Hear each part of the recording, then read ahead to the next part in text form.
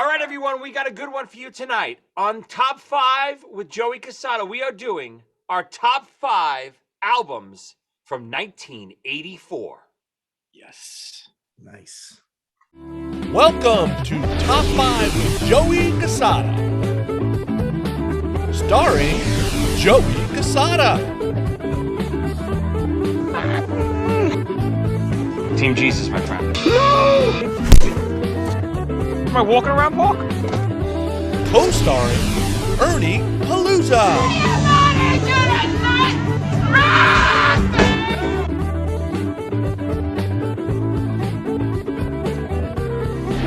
And the Doctor, Tommy Snyder.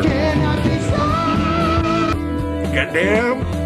Now here's your host, Joey Cassata. Nice. All right, everybody, welcome back to another episode of Top 5. I'm your host, Joey Cassata. And I'm I don't know. And we Quarantine. COVID's kicking in. Off to a great start. We got a lot of course, we got special guests tonight, but we have to welcome back the doctor's back, the monster himself. Don't believe the hype. What's up, boys?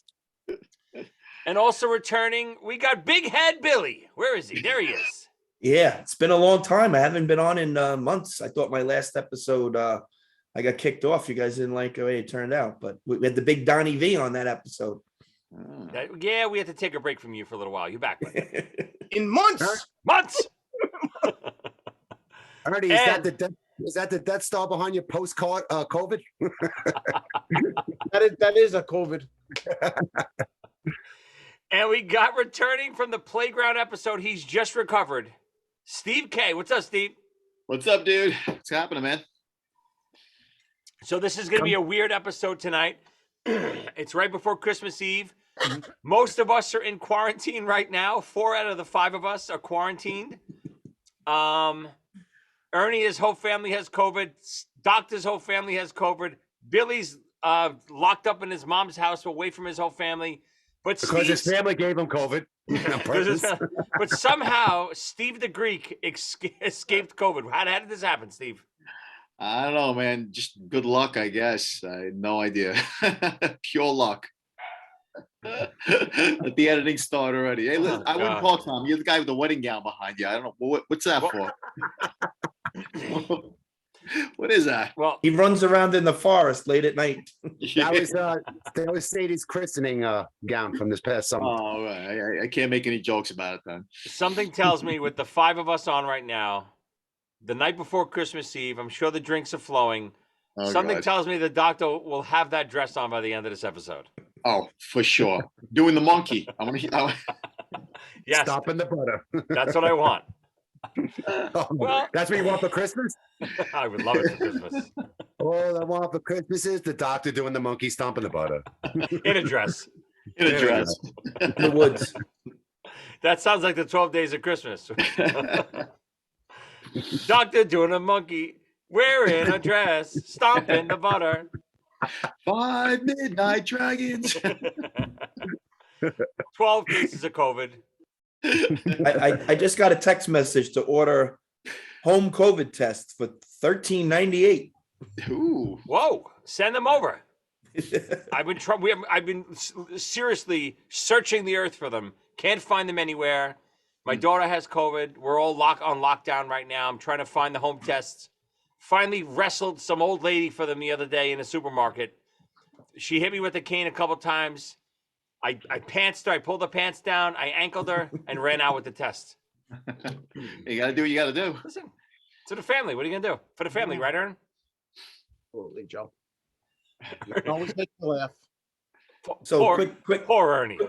quick story with my COVID deal. I had nothing to do, so I ran to the hospital to see if I can get this antibody infusion. And the woman said, well, what are your symptoms? And I said, I've been diagnosed with FAT. And she said, oh, you're obese? I said, yeah, I'm obese. And she goes, well, that qualifies for this injection. So I got the antibody injection and I feel great. feel great. Are you You kidding me? He just did that whole thing like he was David Lee Roth on stage. Let me tell you something. I was at the doctor and they diagnosed me with FAT. Woo! So it pays to be fat sometimes, gentlemen. Yeah. Did they just weigh your head? What'd they weigh? No, they just looked at me and they said, you, sir, qualify. Bill will beat COVID and have a massive heart attack next week. Yeah, the COVID's going, the heart disease here. Ernie, are you okay? Yeah, all right. Uh-oh. Uh-oh. He does not look Wait, good. does he have it? Ernie's not making it through the Ernie whole has episode. it. Yeah, Ernie has it. We better speed up this episode. Let me step. Let me get away from the screen. Ernie, You might want to start with 3. Ernie, if you die on air, our ratings are going through the roof. So if you have to, No, Do we it. can't. They'll blame me. well, I wasn't going to bring it up. Since you brought it up, we had to take last week off because of what happened the week before. So anyone that tuned in 2 weeks ago, what was the topic 2 weeks ago, Ern? I don't know. 5 things me Oh. kissing his ass. Our 5 favorite Christmas gifts as kids. Oh, nice. So poor Ernie. Yeah, start off nice. Yeah, Poor start off Ernie with- divulged something that, we still haven't, we haven't felt all the repercussions from it yet, but the feedback is coming in. We had to take the week off because it was a disaster. I don't know if Billy, I don't know if you heard, Steve, but Ernie called Tommy a monster. Oh, He said Not he once, was but a few times. a few times. Thanks. He ratted him out for the monster that he was when he was a kid. And, Tommy, boycotted the show last week. Ernie was all emotional. We just couldn't do a show last week. But we're back. The band's back together. All right. men work things out. Sensitive training this past week. Shut Yeah, up, you right. monster. Just don't look right. See, Tommy's come a long way. He's got like pre-written apologies written for all different types of subjects. I'm not a monster. I'm just ahead of the curve. Says, I'm a little concerned. He's in what's the 12 steps? He's in the 12 steps of his step number 1, Knob Creek. Speaking of which, we got to play the infamous Doctor. What are you drinking tonight? I just had to grab what I had laying around. A small bottle of. Oh, I mean, now when you say laying around, we know you're quarantining in your sister's house. It looks like some kind of spare bedroom or something. Was this in there for an emergency? Like, did you break the glass? Yes. That was there Yes. from the last time? This is actually where it all started, boys. This is my first podcast with you, right in this very room. Oh, I do remember. You're right. And it was about drinking too. The first one. Any way we can get Liz on tonight? You think she'll peek her head in? Liz has COVID. She's in the back. We all have it. What's the difference? Just peek, put her in. Right. All right, let me get it. Hold on. Who else is drinking? Bill, what do you got? You got anything over there? I got, keeping the FAT diagnosis up. I ordered McDonald's and I got a 32-ounce Diet Coke. Nice. What about you, Greek? What do you got? I got nothing. I was Nothing? not a thing. I'm gonna run down and get a beer in a sec. Yeah, I was just You going to say, you really are. You really gonna are need Billy. one. Anti-body. I advise, Steve, trust me, you're going to need something. Yeah. Bernie, what do you got? You don't got the bookkeeper. You got nothing. I got nothing. I'm just drinking hot tea all day. Oh, Jesus Christ. Yeah, I got Saving his this- voice for tonight. I got I have this this part of the- beautiful Basil Hayden bourbon. It's very nice. Oh, so we're both drinking bourbon tonight. Yeah, it's nice. Nice. I'm usually not a bourbon guy. I'm not a Jack guy. Well, This is- whiskey, whatever. I'm Yeah, drinking whiskey. no, but- it's both bourbon, but these are they're delicious. But we got a great topic tonight. So I sent a text to you guys the other day, just on a whim. I saw it on Facebook. But I think this is a series we can keep going because there's so many, obviously, great years to cover. We're going to start with I didn't realize how good of a year it was, but we're going to do our top 5 albums from 1984. Why we picked 84 to start with doesn't matter. It just turns out that it's a crazy, crazy year for records, right? Am I insane, right? Oh, yeah. Yep. off the charts. Yeah, Take no it pun back, take intended. it back. All right, Greek. Let's start with you. What do you got? Your number 5 favorite album from 1984. I should be a jerk and just take this one and steal it from everybody because I know everybody has this as their top number one. Mm-mm. So I'm gonna be like, what's like when you do the white elephant for the Christmas gift and everybody just No. you know what I mean? I'm gonna You're grab wrong. the first one.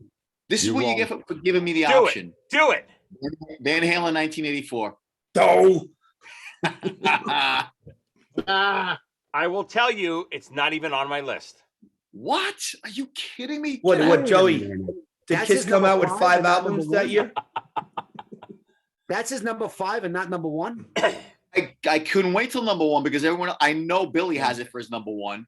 I know Not it's anymore. Abandoning it then. That doesn't count. You son of a No, bitch. but listen. Billy. You know how Steve works. He's got a black heart. This is how he And as works. long- I'm an evil person. This is what you get for having me on the podcast. No, all kidding aside, I would have put it as my number one, but I'm gonna put it as my number 5. I like Just- it, Steve. I respect it. Look at Billy's background. Billy, you might as well change your background now. you know, with that Listen. outfit. I will This is the tell you reason why this. he doesn't get COVID. This is the reason why he doesn't get COVID. Yeah. He outthinks COVID. It just doesn't make sense. All right, whatever. I will I tell you this. outmaneuver everybody. You guys should know this about me by now. That was What's that your was the top rapid. 5? That was Let me the start rapid with number list 1. right there. Tell us a Well, little bit Ernie. about why you love 1984, Steve. Well, I mean, me and Billy are obviously the diehard Van Halen fans, and it was their last album. I mean, and just that aside, it's a solid album. It's like every song on there is a hit from beginning to end. Every single song is just a hit song on there. It's a solid, tight album. I mean, it was all over the charts. It was a fun album. It had a little bit of everything. It had some light stuff with keyboards on it, like 84 and Jump, and it had some like heavier guitar stuff and heavier drumming. Half a Teacher and Drop Dead Legs. Like it had a little bit of everything, and it was still like a hard rocking album, and it was still commercial at the same time. And it's Van Halen. I mean, I'll always be a diehard Van Halen / David Lee Roth. Guy. Quick question is Sure. just out of curiosity, Yeah. is that your favorite Van Halen record?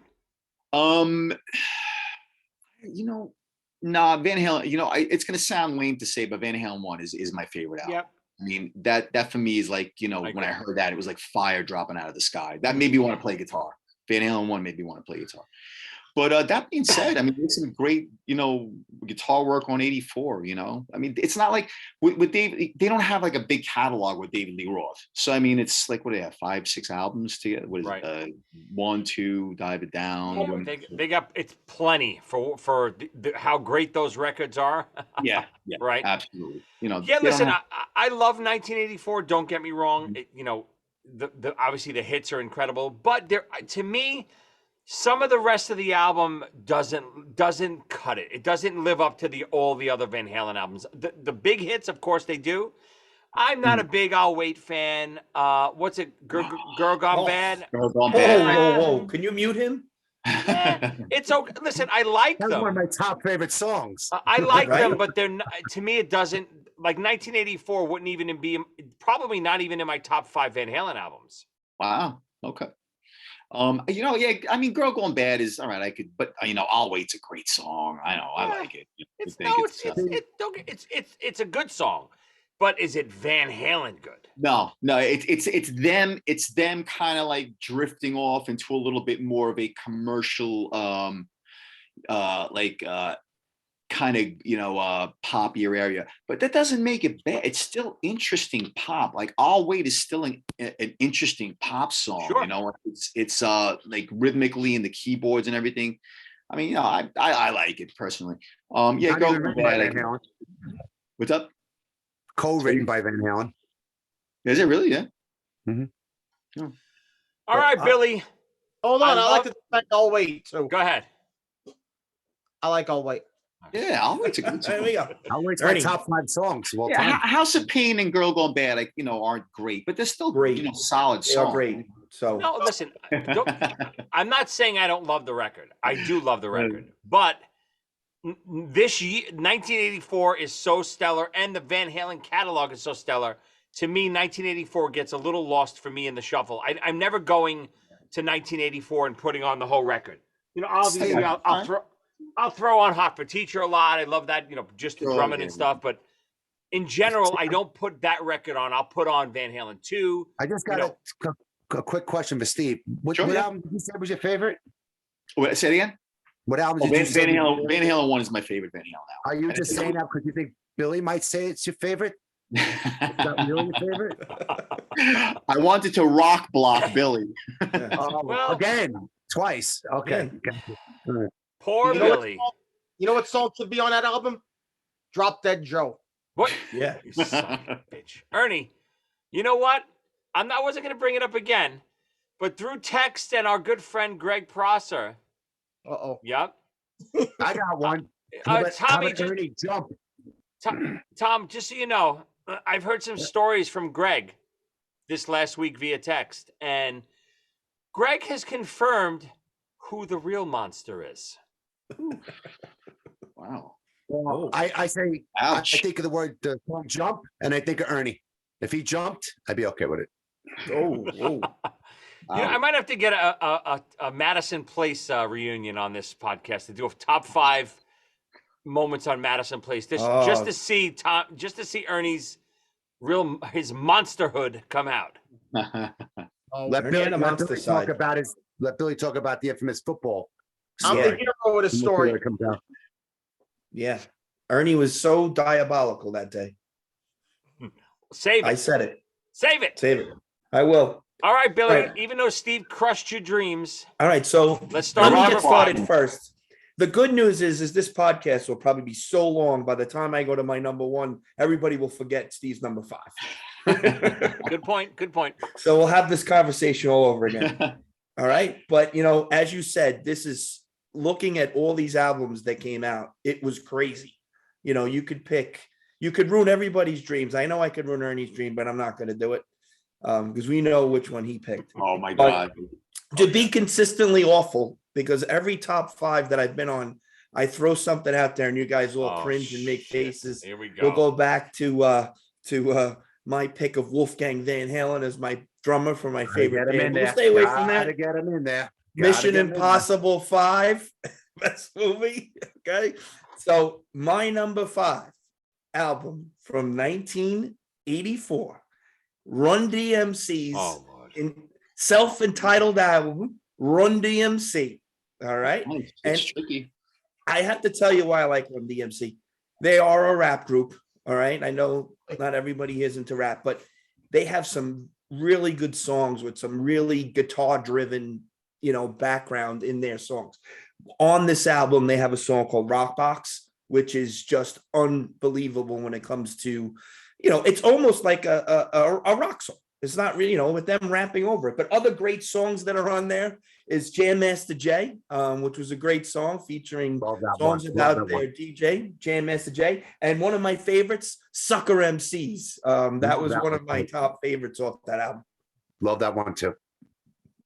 So it's like that. And that's the way it is. So, Billy, now you're starting to understand why you haven't been asked back in a while. I don't have any comments. Does anyone have any Run DMC comments? Anybody? Hey, listen, they're Love pioneers of them, rap. love You them. gotta hand your hat off to them. Whether you love rap or them. hate it, they push the envelope. They are pioneers, and they're way ahead of their time. They fused rock with rap before anyone else ever did it, and you gotta tip your hats to them. I never would have thought of that, but yeah, good for you, Billy. Oh, You're not- just shut up, Steve. So we're listening Hey, to Run DMC. Billy, you took my number 1. Well, I have a feeling we're definitely going to be some dupes. Most Oh, likely. listen, I'm not changing my picks. I have my picks. I'm not either. I'm not. Yeah. I'm going with them. There's 100% going to be dupes. Dupes help the show, believe it or not, because it makes the show move a little quicker. Right. All right, Doctor, what do you got? Number 5. I just wrote it down before I came in the room. So, Stay Hungry. Now, I got to be honest with you, I was very impressed with the albums you sent me, and I was all I had a chance to review because I was doing some other stuff tonight for Christmas. But Stay Hungry, it was amazing. Amazing album from beginning to end. Yeah, it was a little kisses for me. Whoa. Like toyish, not serious. The videos but you know what? The songs are really good. If you take the videos away and the makeup and the way they acted and stuff, I mean, that album just kicks ass. It really does. Great album. What's your favorite song on it? I would say The Price. Price Ah, is so great good. song. Yeah, Yeah, you stole one of mine. Absolutely incredible record. great. Incredible. Captain Howdy, right? Right, that one's on there. Captain Howdy. You know who This- Captain Howdy is, Steve? He was a character in a movie, right? He did In the beginning of The Exorcist. Yep. In the beginning of The Exorcist, she's playing with the Ouija board, and the mom says, "Who's your friend?"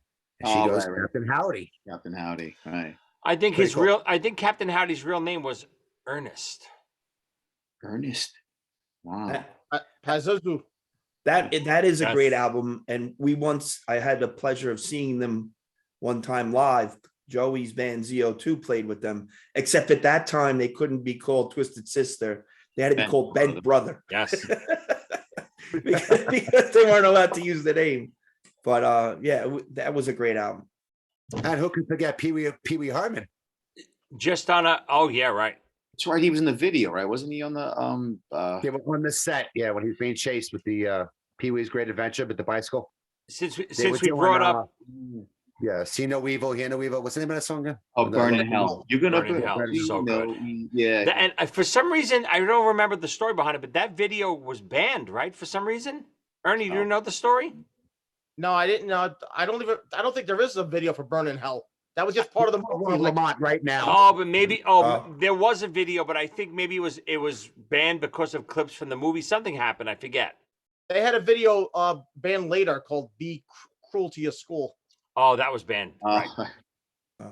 Joey, let me ask you a question. Would you say that We're Not Gonna Take It is probably top, and I'm gonna narrow it down, I know, top 3 drum licks that people are very much Intros, 100%. Absolutely. There's not a Top lot 3. of drum songs where you can hit a drum lick and people know it. That's one of them. Muppet Teacher's one, and but I would say, but I don't know, but yeah, Absolutely.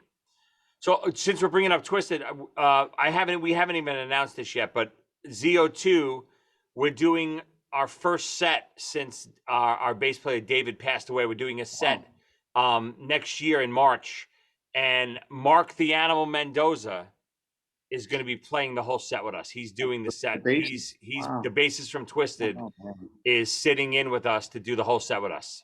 That's awesome. That's freaking awesome, man. Yeah, That's great. it's gonna be fun. Owen, Yeah. Let us know. Let us know. Yeah. Yep. It's I think it's March 7th in Manhattan. Okay, Yeah, awesome. definitely come down. It'll be fun. Ernie, tell Awesome, Robin. Joe. Then I'm not going if Mark Mendoza is going to be there. he's gonna kick your ass, Ernie. Ernie had a run-in with them. Did you really? Well, we did a podcast. We did an episode of Top 5 with Mark and Eddie from Twisted, and Mark threatened Ernie's life a couple times on the episode. I like him already. Yeah, me too. Well, that's why they call him the animal, right? Mark the animal. Yeah. Monsters and animals have to stick together. I'd like to see him give Ernie some noogies. All right, great picks tonight. Even though you stole one of mine, you bastard. What do you got, Ernie? COVID Ernie, what do you got? My number 5 is Judas Priest, Defenders of the Faith. Oh, what a great record. Great album. Oh my God. He sounds like he's on his deathbed. I think your head's gonna roll, buddy. Whoa, nicely done. But, if you hear some of the titles, knowing since the singer has come out of the closet, some of the titles. What are you talking about? What do you mean? Bob Halford. What do you mean he's out of the closet? What do you mean? I'm confused too, Ernie. What do you mean? Explain that. What does that mean? Who locked him in the closet? Yeah. I just want to repeat some of the titles on this album, though. Some heads are gonna roll. Love bites. Eat Me Alive, right? Be alive. It's different. When the now. sun goes down. Sounds like your movie collection, Ernie. It all has a different meaning now than you think Yeah. about it, doesn't it? Than when we were kids. Yeah, a different angle. Yeah, it's kind of like when you find out Bing Crosby beat his kids. Kind of changed the songs. Now this is That's a great album. this is a great record. Now for me, now I'm a little younger than you guys. So Defenders, I loved Defenders growing up, and I remember always arguing with not only my brother but the older kids that I hung out with too on my block. Everyone likes Screaming better than Defenders, and I get it now that I'm older. Screaming for Vengeance is incredible. I always waved the flag for Defenders of the Faith. Defenders of the Faith all the way. Real nice. All the way. I think I'm more familiar with it, to be honest with you. I mean, that was the first Priest album like I really got into. And then I went. Some Heads Are Gonna Roll. Right. Also one of the greatest guitar riffs of all time. And an intro, pretty cool too. Yeah, I can't comment on it because it's one of my picks. It was number one with me. Wow. I mean, Really? Screaming for Vengeance has Another Thing Coming, Electric Eye, The Hellion. Hellion, yes. There's some good stuff on there. And Screaming for Vengeance. Screaming for Vengeance, of course, right? Yeah, no, that's a good album too. Yeah, great pick, Ern. Yeah, both good choices. That was on my honorable. Obviously, Ernie's a little under the COVID weather right now. So, Ernie, I mean, obviously, chime in when you can. I mean, you're fading fast. Like I said, if you have to pass away on the episode, I think some kind of insurance kicks in for the show. So if you want to do that, and the doctor and I will reap the benefits, doctor, I'll send you a check. Don't worry about it. He probably doesn't even have it. Ernie is anyone who knows Ernie. Ernie, so Ernie back in the day, we were in Wildwood. Hypochondriac. He twisted his ankle on the sand playing volleyball the day Babbles was vomiting all over the court. If you remember that, D-Crab, remember that? Nah. He's got COVID too, by the way. Babs has COVID too. Yeah, it's insane right now. Babs was on the court vomiting water and bile. And we're, Babs, you okay? It's just so I got food poisoning. I never felt better. The sand was 132 degrees. Yes. We were burying our feet below, just to cool our feet off. But I think, Ernie, that was the same day. Ernie twists his ankle. So, a couple of days go by, and Ernie goes to the doctor. The doctor gives him an x-ray. It's just a sprain. So Ernie goes home. 2 days later, nope. I'm assuming his mom sends him back, goes back to the doctor, says, Doc, it's still killing me. You got to x-ray it again. Doctor x-rays it again. Boom. Nope. It's a sprain, Mr. Ernie. Go home. Here's an air cast, whatever. So not this doctor. His doctor. No, an actual MD. Yes, not an alcohol doctor, an actual medical doctor. Oh, that hurt. Again, our good friend, I'll bring him up, Greg Prosser, who is an X-ray technician. Ernie brings him his films. He goes, Greg, you gotta look at my films. Woo-hoo. You guys take him if I have a broken leg. Greg looks at the films. He doesn't see anything, but he says, Ernie, I mean, maybe I see a little shadow here. Ernie flips out, storms back to the doctors. My friend Greg said there's a break. You got to put a cast on my leg right now. Sure enough, he convinced the doctor to put a cast on his leg. Ernie, is this basically the story? Tell the truth. So far, you got it. There's more. I heard the doctor wanted to put a cast around his head. What's the rest of that story, Ernie? The last weekend of the Hamptons, Labor Day, biggest weekend, I couldn't have a cast on, for that weekend with the body bond and everything. So I on my porch, I took scissors and a knife and cut the cast off myself. And then I went to the doctor holding the cast. I said, Doc, look what I did. And he threw me out of his office. He said, get the hell out of here. Nice. After forcing this poor doctor to put the cast on his leg, he cut it off so he can go to the boarding barn. And but why did you bring it back to the doctor? I was worried. I was like, the doc, you got to. Was it a deposit? Ernie probably asked for a refund. Excuse me, can I get my money back on this? This fell off. It fell off. It wasn't That's on something you tight take- enough. That's something you take back to your psychiatrist, Ernie. Not the doctor. So, needless to say, What the hell? what we're trying to say is, Ernie thinks he's sick usually when he's not sick. Mm. There's another story about the time you drank pink daiquiris and you were in the shower in the Hamptons. Or Billy, you want to tell the rest of that story? The Yes. red daiquiri, the Gatorade daiquiris. Gatorade daiquiris even better. So Ernie had his share, and I'm out in the living room. I hear this. You gotta come look. You gotta come look. And when you hear that coming from a From the shower, you shower. really A man don't in the really want to go shower. in, not for nothing, right?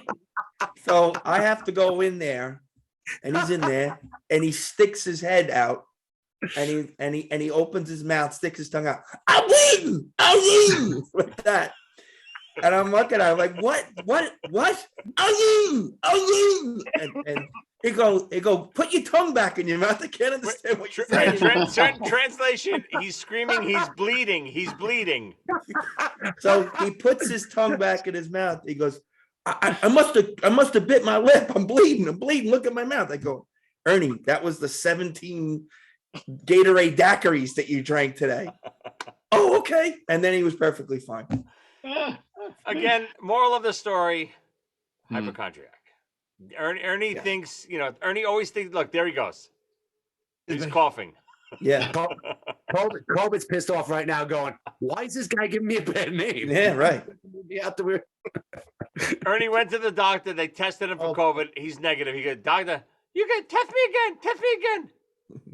He took 100 tests. That's why there's no tests left in Brooklyn. He totaled the test. He's writing the little pink strip in with marker. I'm positive. Look. He called Channel 4 News to tell him there wasn't 229,876. It was 77. They didn't count mine. Look, these two tests together, 2 lines. Ernie, you know what we've never told on this podcast? We've never told the hero story. Joe, that's it's too funny you close to bring my that heart. up. It's funny you bring that story up because he came by my house the other day, like 2 weeks ago, and that story came up about how I was telling my kids how Ernie was a hero. Whoa. What? Yeah. Slow down. Rewind. Ernie was I'll the hero. I know we're going off the beaten path here, but Ernie and I are driving. I think we're driving to Captain Video right over on Nostradamus. Going out of business. Yep. We're dying to get over there because they're going out of business to buy some VHS and DVDs. We see one of the dollar vans going from King's Plaza down to the junction, turned on its side at a red light. So we're like, what the hell is going on? We didn't realize it. An accident just happened. The dollar van hit another car and flipped over. Ernie and I bust out of the car. A lot of other people start helping too. We're pulling people out of the dollar van. Trying to, there's a broken window. We're pulling people out. Ernie, are you screaming it's going to explode? Is that happening yet?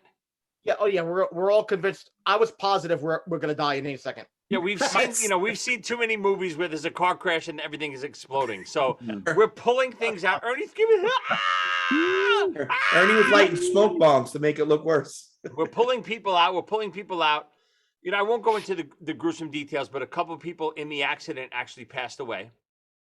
And we're pulling people out. Ernie, I think, gives a jacket to some girl that's bleeding and hurt, and she goes into an ambulance. The ambulance finally comes, and Ernie's sitting there, and he's having an asthma attack, and he's screaming at me because his asthma pump is in his jacket that the girl has in the ambulance, and he's telling me to go. I have to go get it from the go.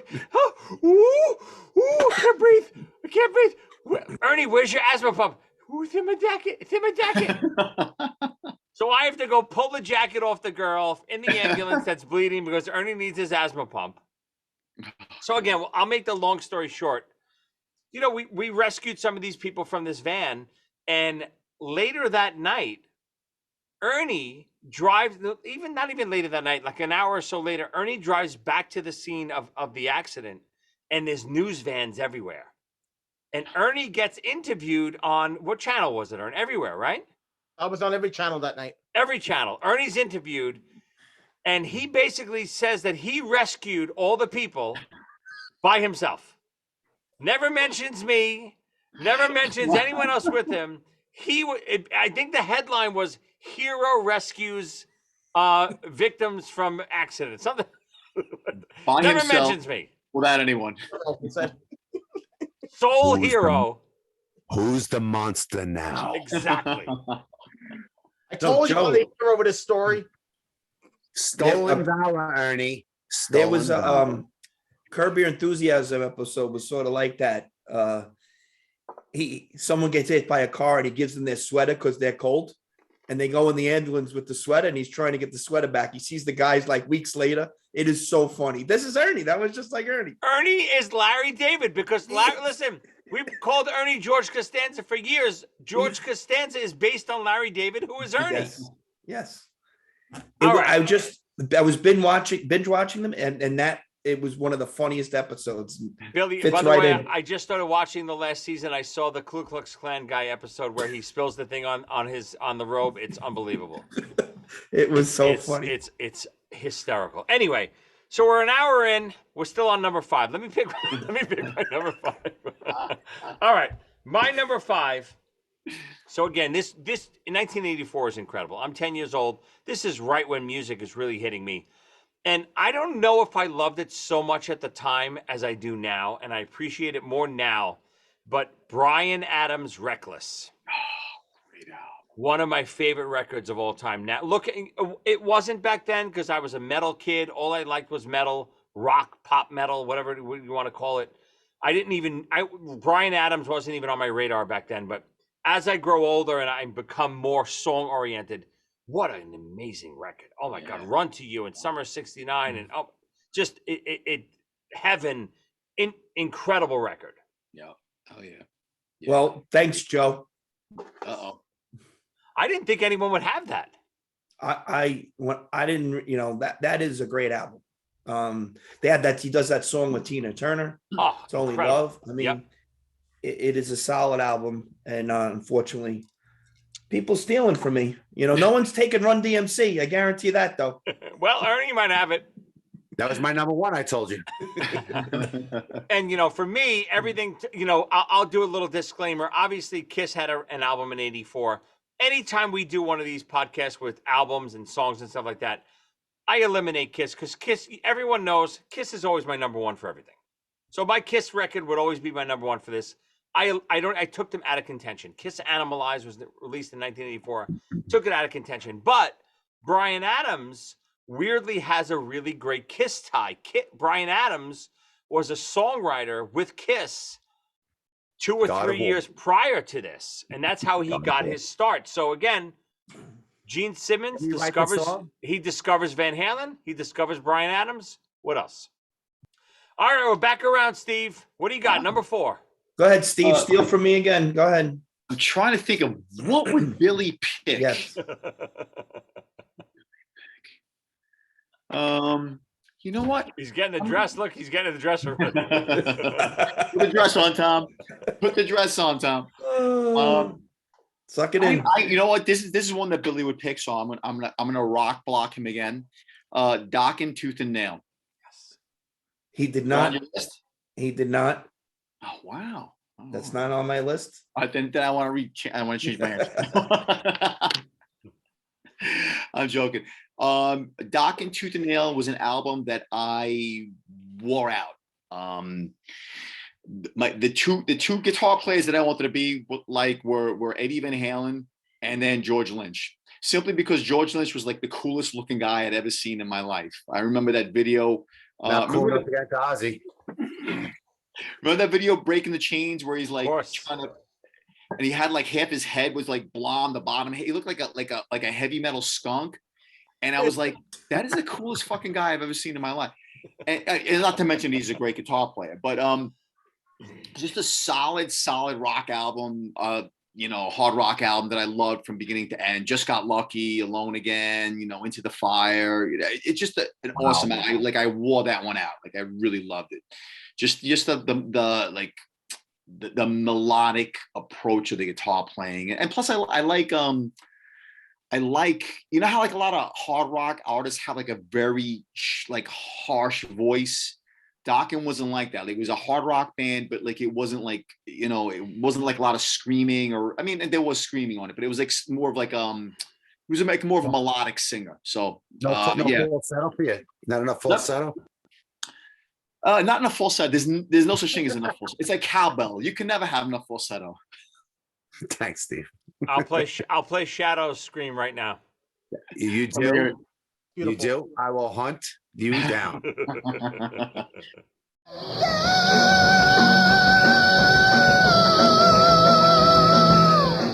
I Steve, will hunt. it's funny. Dokken and I'm looking it up. Yeah, Tom Werman produced that. It's funny because I was like listening to old Dokken stuff recently, and I almost feel like those records, in my memory, they're incredible. Mm-hmm. And I almost feel like sonically they don't live up to what I remember them being. I don't know if you've listened to them recently. Sonically, especially, and George Lynch, I agree. Love his guitar playing, and I love Don Dokken too, and I love the songwriting. George's guitar on those records, especially, I can't stand. I don't like his guitar tone. The sound, those records they're too wet. There's too much reverb on it, in my opinion, and the way they were miking the guitars, I don't think they were going direct at that point. Everything was like too much room, and it's like a very high end, like it really cuts through and it sings. That's why so it works in certain aspects. Like Just Got Lucky, like it sings and it sounds all right, but rhythmically, like when you're playing like the buckboards, it's harsh. It's harsh. Melodically, it works like with Just Got Lucky, but you're so right. Rhythmically, it's almost tinny sounding. Yes. That was just the production value back then. Yeah, I agree with you on that. If I didn't love the song so much and I didn't love his voice and the guitar playing, but I can hear past it. But you're 100%. They're harsh. That production in that particular era was I didn't love it, but yeah, man, I loved Dokken, and that was like the first Dokken album I really got into, and then I got into the rest of their catalog, and that was a big influence on me guitar wise.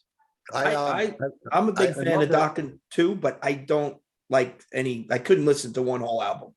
No. The Greatest Hits album I could listen to, but I couldn't listen to one whole album. I agree with Billy. I found that Dokken they didn't stray much, from song to song. They sounded too much alike in every song, and I think George Lynch is amazing, because if you remember back, if you read the stories, it was Eddie, George Lynch, and Randy Rhoads in L.A. that ruled the town back then. And there's even stories out there that George Lynch was the one that started finger tapping, but he used to do it with his back turned to the crowd. So people couldn't see what he was doing, right? Yeah, there was this whole thing, Eddie, because it was Eddie, Lynch, and Randy. But I love Dokken. His voice is not ballsy enough for me.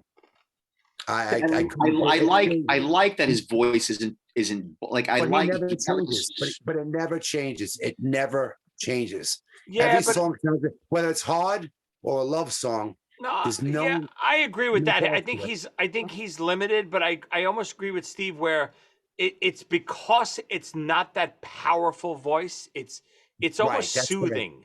But I do agree. It tends to be the same throughout their songs. I agree. I will see that point. I do like the and maybe that's why the guitar stood out more. Maybe it wasn't like I don't know. Like I like that combination. I like their combination. I like the way he worked in combination with the guitar. In theory, wasn't he like one of the first guitarists, heavy metal? Not first guitarist, but in heavy metal, to drop the fifth to the seventh constantly. No, guys have been doing that. That whole like augmented and diminished. Like that's what made him a great player, though. His choices in chord voicings, more so than even his solos, in my opinion. It's because as cool as solos are, it's just a small portion of the song. I mean, back then you're like, oh wow, look how fast everybody's playing. But when you listen to it now, you're right. You'll notice he does that a lot more than a lot of other players Yeah, do. no, he killed it. The choices he made in his chordal structure is what made him, in my opinion, such a great player. And there's a bunch of other guys out there like that. But I don't know. I don't know if he was the first one to do that. I think It's Not Love. Oh yeah, great song. One of my favorite guitar lines of all time, and it's really prevalent in that guitar lick. Did any of you guys read? Any of you guys read that book, Nothing But a Good Time, all about the '80s hair metal scene? Nah. Oh my God, I couldn't recommend it more. It's incredible. Oh, wow. It's the whole start, how the '80s hair metal scene started in LA and all that stuff, and all throughout, and how it diminished in the '90s. It's incredible, and there's and it's all interviews with all the guys that were in the scene at the time, and there's a big giant chunk of doc and stuff in there where George, they had a band, and then Don Dokken had a demo that they took. It's incredible. But what I was getting at was George, and I'm sure Tommy knows all this stuff, was up for the Ozzy gig. Yes, he did get and he had the gig. He was, and then Jakey Lee, and he fired him on the spot. He was officially the Ozzy guitar player, and Jake came in, and during the same rehearsal, and they literally fired George. Yeah, that was very unprofessional. While Jake, Ozzy, the way he did it. it was so unprofessional. It's the way they tell the story, how George awkward it was. Like George had the gig, and Jake comes in and plays, and I forget if it's Sharon or it's Ozzy. Someone says, "Sorry, dude, we like him." That is Sharon. It was Ozzy. No, it was Ozzy, because I heard that there was a interview with George Lynch recently. Yeah, and because he came out with a new album just recently, it was an instrumental. Okay. And he was being interviewed, and he said Ozzy. He says to this day it was very hurtful. It's an incredible book. There's an audio book. I highly recommend it. Great pick, Stevie. And Jakey Lee got screwed over too by the Ozzy clan anyway. So, but he watching him play his guitar solos, that guy not only could play, but was like the Ozzy clan. Yeah, the Ozzy clan. His wife and him. Bill. His wife and him. Steve, as a guitar player, who did you like better, Jake or George? Both phenomenal players. It's like apples and oranges. I mean, they're both great players. I two different styles. Yeah, two different styles. But also, I like the music with Dokken better than I like the music that Jake put with Ozzy. So but that's my that's taste. You can't. Yeah, right. Exactly. Oh, Joe, you tired? You right? Getting fatigued? All right, Bill, what do you got? Come on, what do you got? Number 4. Quick thing, Jake did play with Enough's Enough also. Yes, he did Dissonance, yeah. right? Dissonance. Yeah. The whole record, I didn't know that. Yeah, he was on Enough's Enough album. Enough's Enough Dissonance record is all with Jake. That's fucking amazing. I didn't know that. Yeah. So my number 4. Thank God this has been a safe pick. No one's taken it yet. Normally I get to go first, but they had to bring Steve in, so he screws everything up. You're right. So that messed me up. But my number 4 pick, Scorpions. Love It First Thing. Oh, damn it, Billy. Yeah, buddy. I gave you guys a little taste in the text.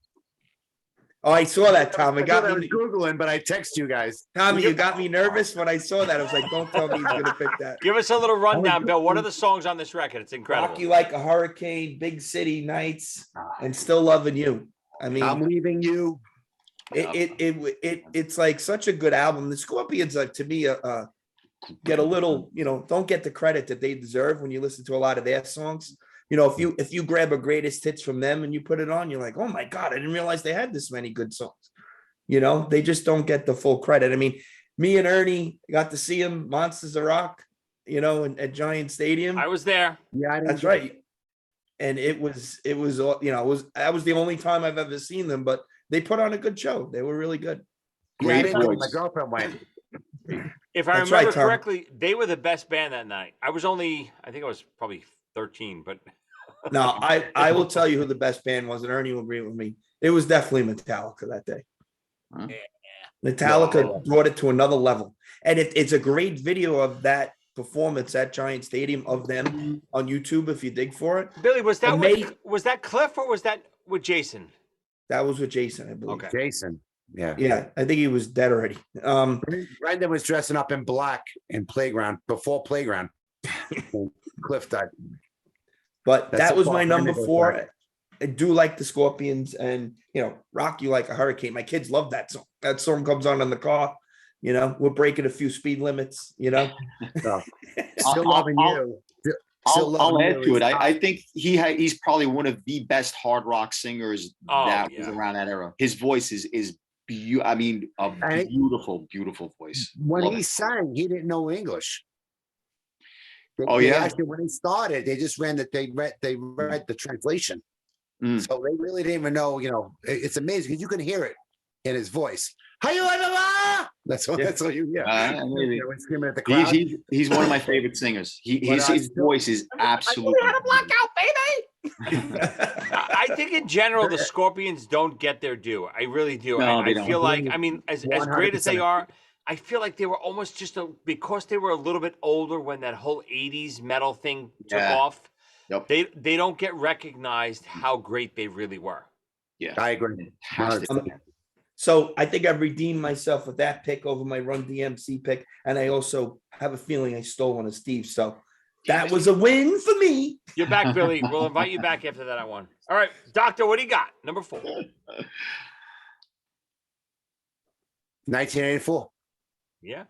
Huh? Listen, I'm going by the list you guys sent me because I didn't have a chance when I was driving over here, and it was a very amazing Tom. list of albums. But it's in our genre. That's it. Billy's done. Nah, this is where the duplicates are going to happen. It's okay. It's 19 not. It's yeah. not my. Van Halen was never my thing. I was into melody, being a singer, Beatles fanatic, Billy Joel. As much as I love Van Halen, and I love them, but never went out and bought an album. Never went out and put it on. Just never did it. I couldn't stand David Lee Roth's voice. It was just too, bozy, bop, did bop, too choppy. Don't get me wrong. There's some great melodies in Van Halen. I get what you're saying. I There completely, are some great melodies. I But get, I I think I completely said get it what last time, and I forgot. Like one of my favorite songs of all time is "I'll Wait," you're but that was written by Ernie. Who did I say, Ernie? You remember that? The brothers. Who was it? Michael McDonald. From the Everly Brothers. Who was Brothers. it? Doobie Brothers sat in and wrote that song with them, and that's why the melody picked up. But Little Dreamer, when he does allow the melody to happen, it's amazing. I mean, so 1984, I'll Wait, Jump, blew my mind. Yeah, but I could see that as much as I'm a massive Van Halen fan, but I could see coming from a singer. Yeah, and I'm a melody guy too. To me, melody is the most important thing in all music. But yeah, I could see that. I think the Van Halen had energy and obviously drums and guitar, but if they were lacking anything, it was melody. Yep. You know what hurt I agree. me the most? Because I was a baritone and he was a baritone. So I try to aspire to him. But then he started taking female hormones when 1984 came around. He started hitting notes that he never hit in his career in that album. And I was like, what? I said, this is what I got to do? I'm like, Big news. Morrison's over. Old Roth is over. It's done. So, but the album itself, look, I look at albums real quick, and I want you guys to know what I'm doing right now tonight. Is the list you gave me more personal to me, but what the album meant in a whole to everyone else too. I'm trying to zero it in. So it's like 70% what it meant to me, but also the other 30% what it meant to everyone else. So that's what I'm trying to hang in there a little bit. So Yeah. on that list you gave me, I'm so Ozzy didn't come out with an album in 1984. What the Close. Real didn't- close though. That's why we Close, chose it. very close. Yeah, when I was doing research for this, there's a lot of 83s that I was like November 83s. I was like, like there might have been #1 albums in 1984, but it doesn't qualify for this. Well, The Jump Dark of the Jump Moon? came out. Jump came out in December of '83. So I thought for a minute, Ernie. I was talking to Ernie earlier, and I thought Ernie goes, "I think it came out in '83." I go, "Oh no!" And then I had to look it up, and it was officially released in 84. Yeah, like January 9. It was so Yeah, it was Crazy. All right, Ern, what do you got? Yeah. #4. Is he exhaling? Is he out of breath? This I didn't know how great of an album it was in 1984, but as I get older, Metallica Ride the Lightning. Great album. Yeah. I didn't appreciate it when it came out. I was different. I wasn't musically ready. I was there. Tommy was there already. I was not there yet for Metallica. I will tell you, when Ernie started getting into Metallica and showing me Metallica, I hated it. I couldn't stand it. I was like, what is this crap he's listening to? Similar to what he told me when I bought Bon Jovi Slippery When Wet. But Always comes back. But the more I started to listen to it, I was like, this is pretty good. And especially, I mean, it was a little later, but when we did go to that Monsters of Rock show and you saw the way the crowd got into it, it was just blew my mind. And I ran, got every one of their albums that they had prior to that one. It was awesome. I will say Metallica Live is probably back in the day when you had bands that were just still surviving at that point. There were no big new bands. To this day, if you look at if you're not 70 years old, not even Ozzy can sell an arena. You know what I mean? But Metallica might be one of the only bands that could still, possibly book an arena when they play, and that's amazing, and that's amazing. I was never the biggest Metallica fan, but I get it. I like Ride the Lightning. Master is probably my favorite if I have a favorite Metallica record, but I get it. Yeah. I mean, 1984, that was a groundbreaking record. Can I ask you What was the Anthrax record for this? For Fistful of Metal? Ernie? Yeah. What? The Anthrax record from the same year, Fistful of Metal. Oh, see, I got into Anthrax. It's spreading the disease. Yeah, me too. I didn't know Fistful of Metal yet. What were you gonna say, Steve? I was just saying, as a drummer, you don't. I find that interesting. As a drummer, like you wouldn't really be into like Lars Ulrich. Is it just because you don't like? You're not into that kind of music? No, believe it or not. I mean, listen, I do. I respect what he does. He's not a very good drummer.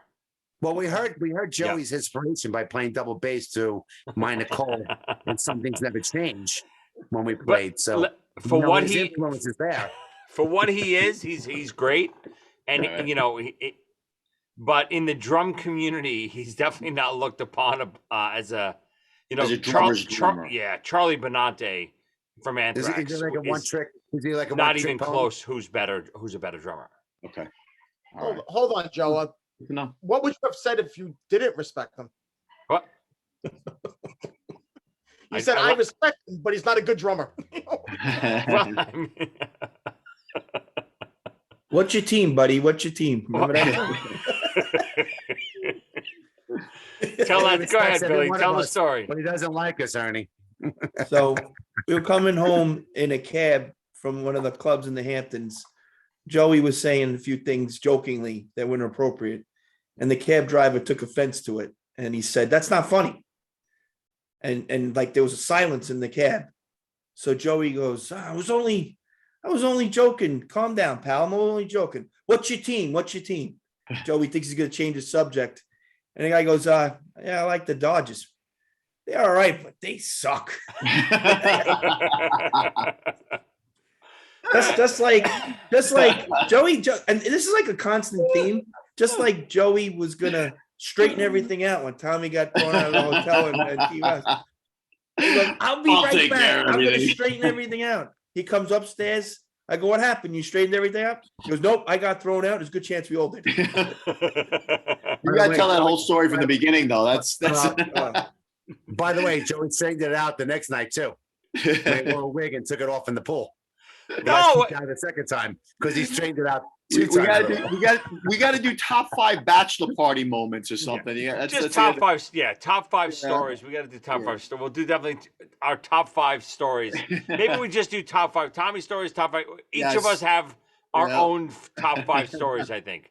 I know one of my favorite Greek stories is the hot dog buns vomiting all over the chapel steps.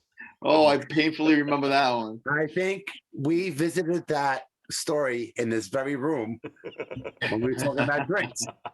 You know The what? You first could be. time You're, we did the podcast, you You could be did right. actually, yeah. Yeah. things not to drink, Kool-Aid and something else mixed And with Southern it. Comfort.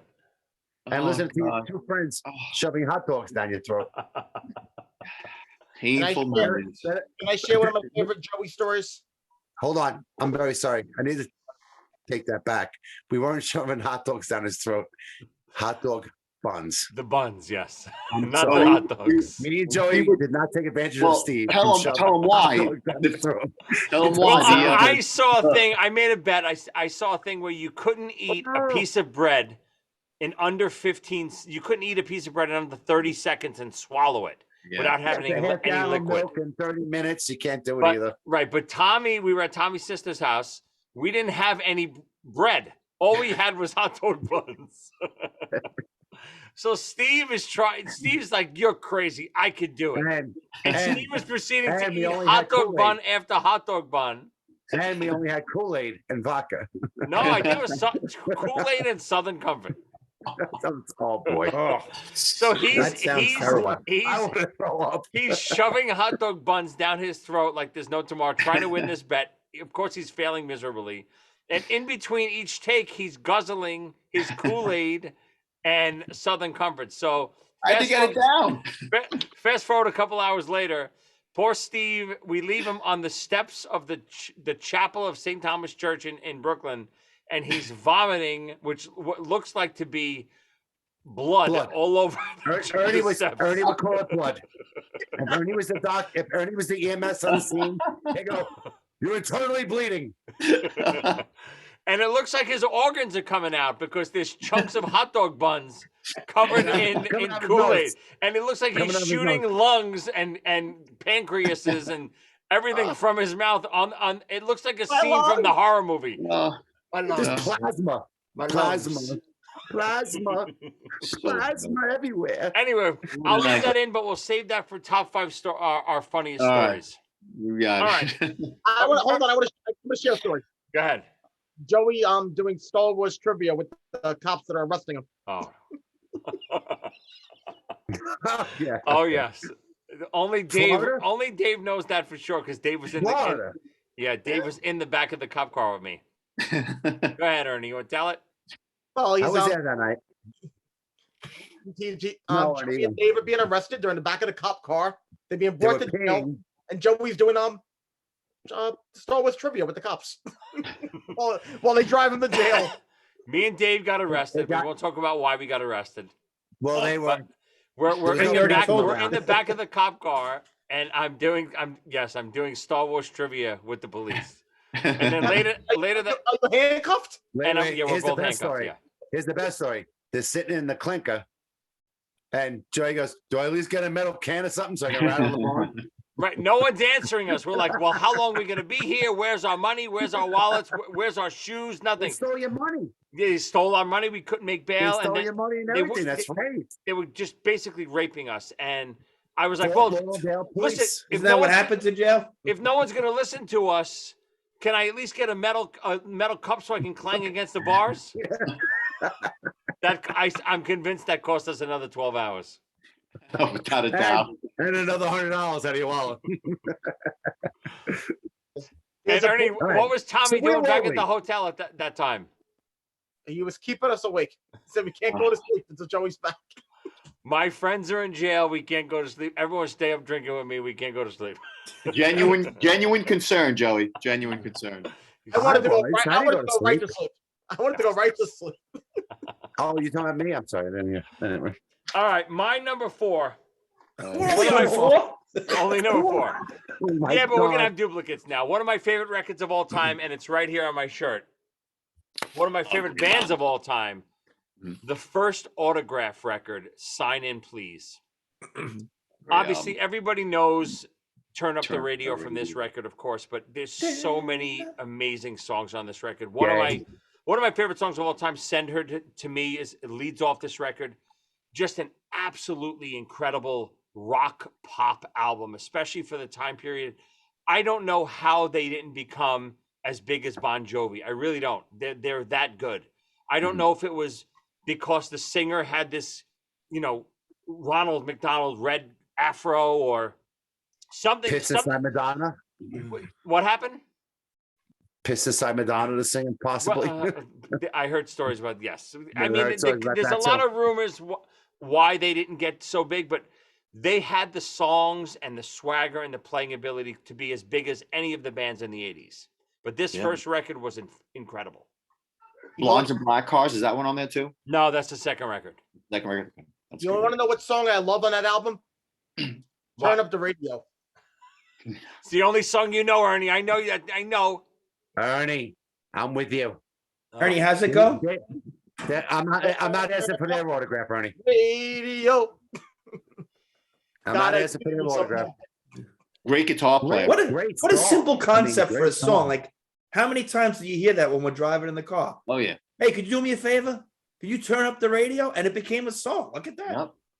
Yeah. But seriously, give it a listen if you're looking for something to listen to. Listen to this whole record. The song Phenomenal in the guitar Night player. is incredible. Yeah. No. I think his name is Steve Lynch, the guitar player. There's a Yes, yeah. funny story. I think it was even in the book that I mentioned earlier, Nothing But a Good Time, where they opened up for Van Halen in 1984. I remember And that. Steve Lynch was a big tapper. He did Yes. all of that stuff. And Van Halen's manager basically came over to them and said, listen, Eddie doesn't want Steve to tap anymore on the tour. If you do, you're off. No. And yeah, he literally couldn't tap what's- anymore. What with the George Lynch, Steve Lynch tapping thing? Yeah, I don't think they're related, but it's funny, right? Yeah, Wow. but I think that came straight from his mouth, either in that book or an interview, something. Yeah. So he Wow, wasn't that's allowed messed to up. tap anymore that tour. Oh, jeez. Listen, funny 'cause- I'll give you the song. That's The petty. song is probably one of the most rocking songs. Not to sound like Teenage Bopper, but when that song comes on, it's the production on it is amazing. It's just kicks ass. The drum, the snare rolls on it, probably legendary. You know, Oh, with it's a when I mean, as much as it was a hit for them, it should have even been a bigger hit. It's an anthem type song. it's an Yeah. anthem, Yeah. without a doubt. But as far as the other songs, I'm with Ernie. Well, you guys just listen. I'm sure I'm the minority. Most people don't know this record, but I will tell you, it's from top to bottom an incredible record. Hit Well, when after we were hit 15 after hit. When we were 15, you were 3.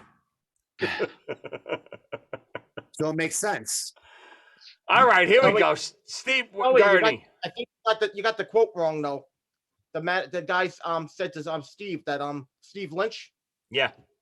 that Eddie wanted him to stop tapping Valerie Van Halen. Maybe. Oh.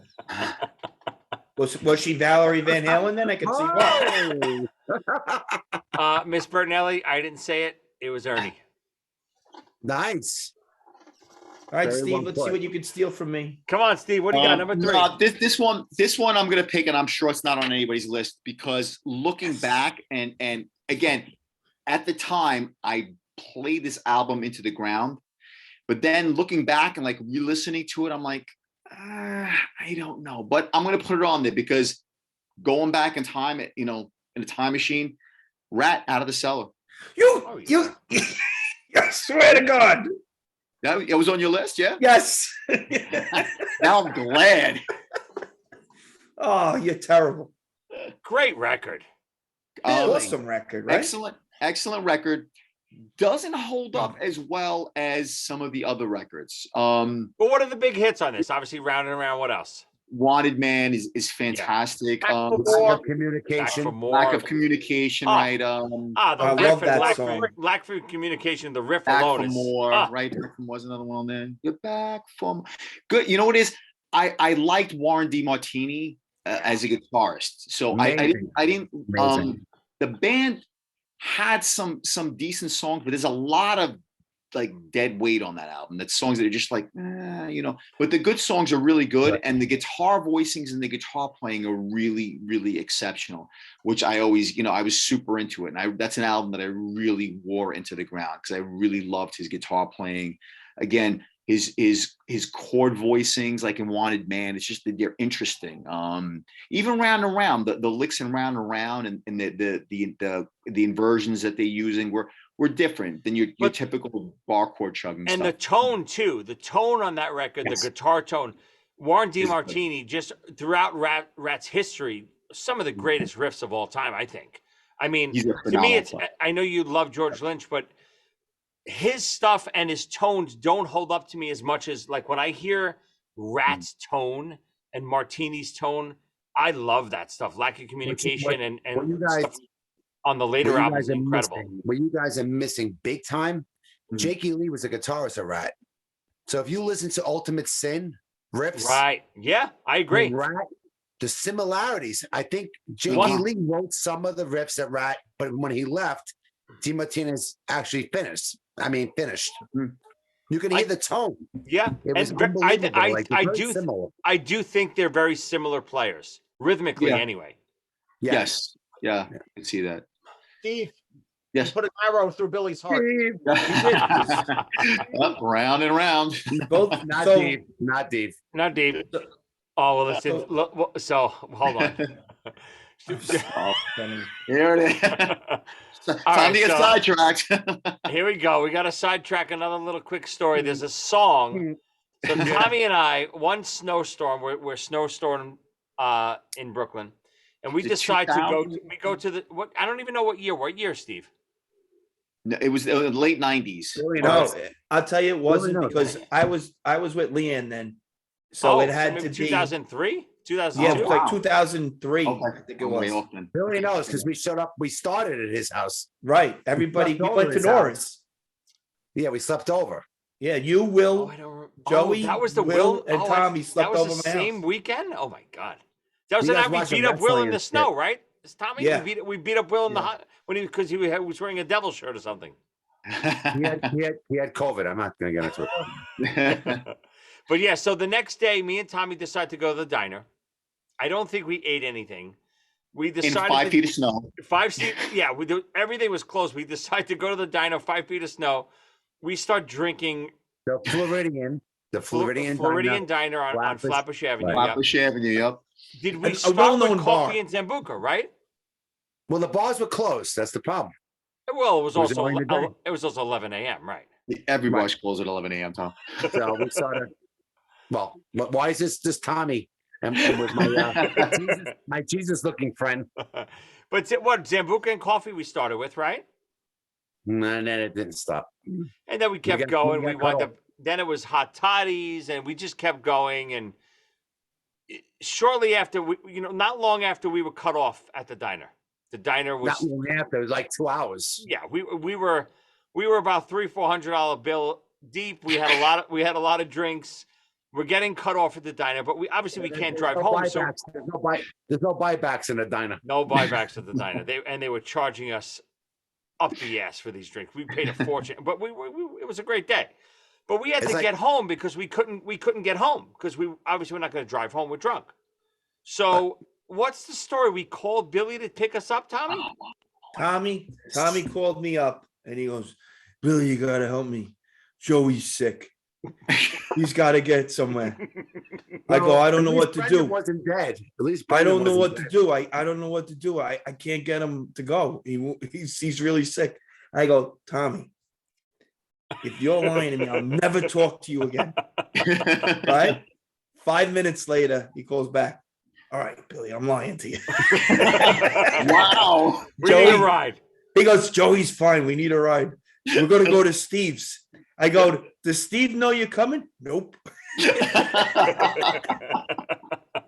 Steve didn't know we just wrote a new song.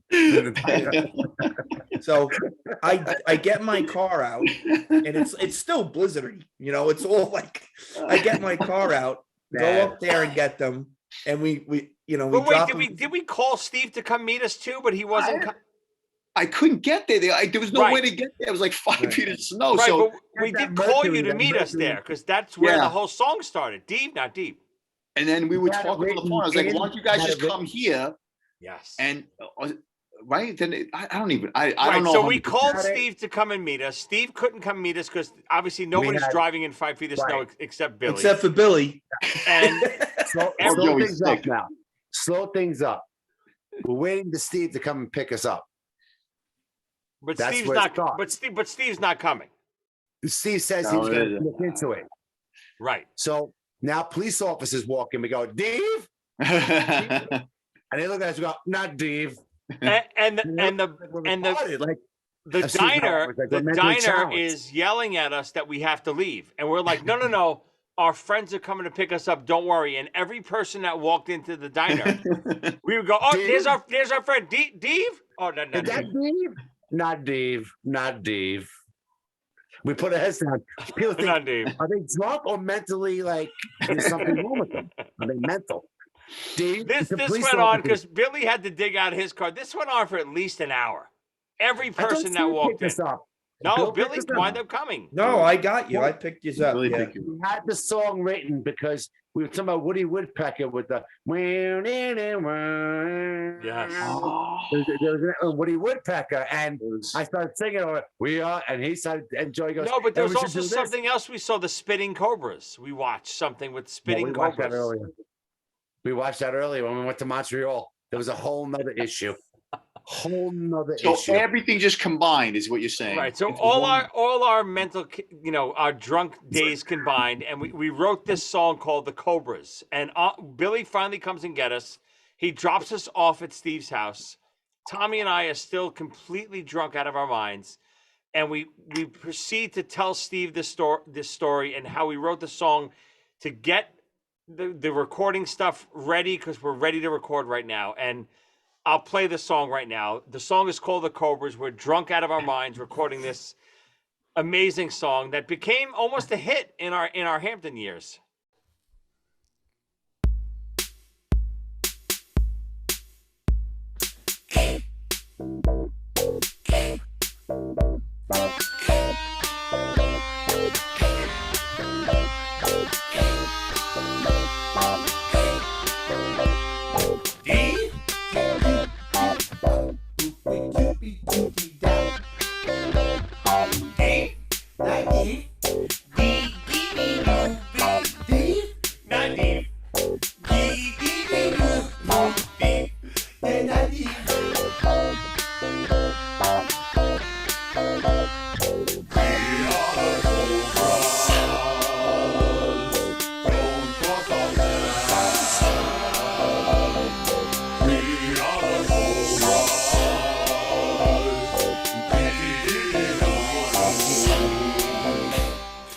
Eddie Romeo thought it was the new dance sensation.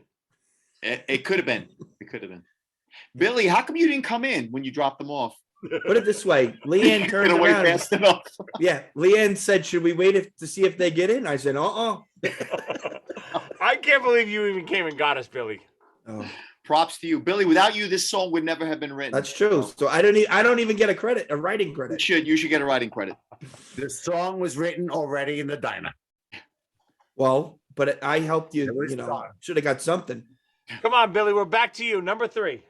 All right. So all my alternates are even gone. All right. All my Yes. audibles, everything is gone. So I'm going to go with my original number 3, which was Bryan Adams' Reckless. Looking back on that song and seeing all, and summer of '69, how many times did you hear that in the Bordy Barn, when we were at the barn and everything like that? And like, it's definitely songs that whenever I hear them remind me of the barn, and that's one of them. Just it's like a certain point.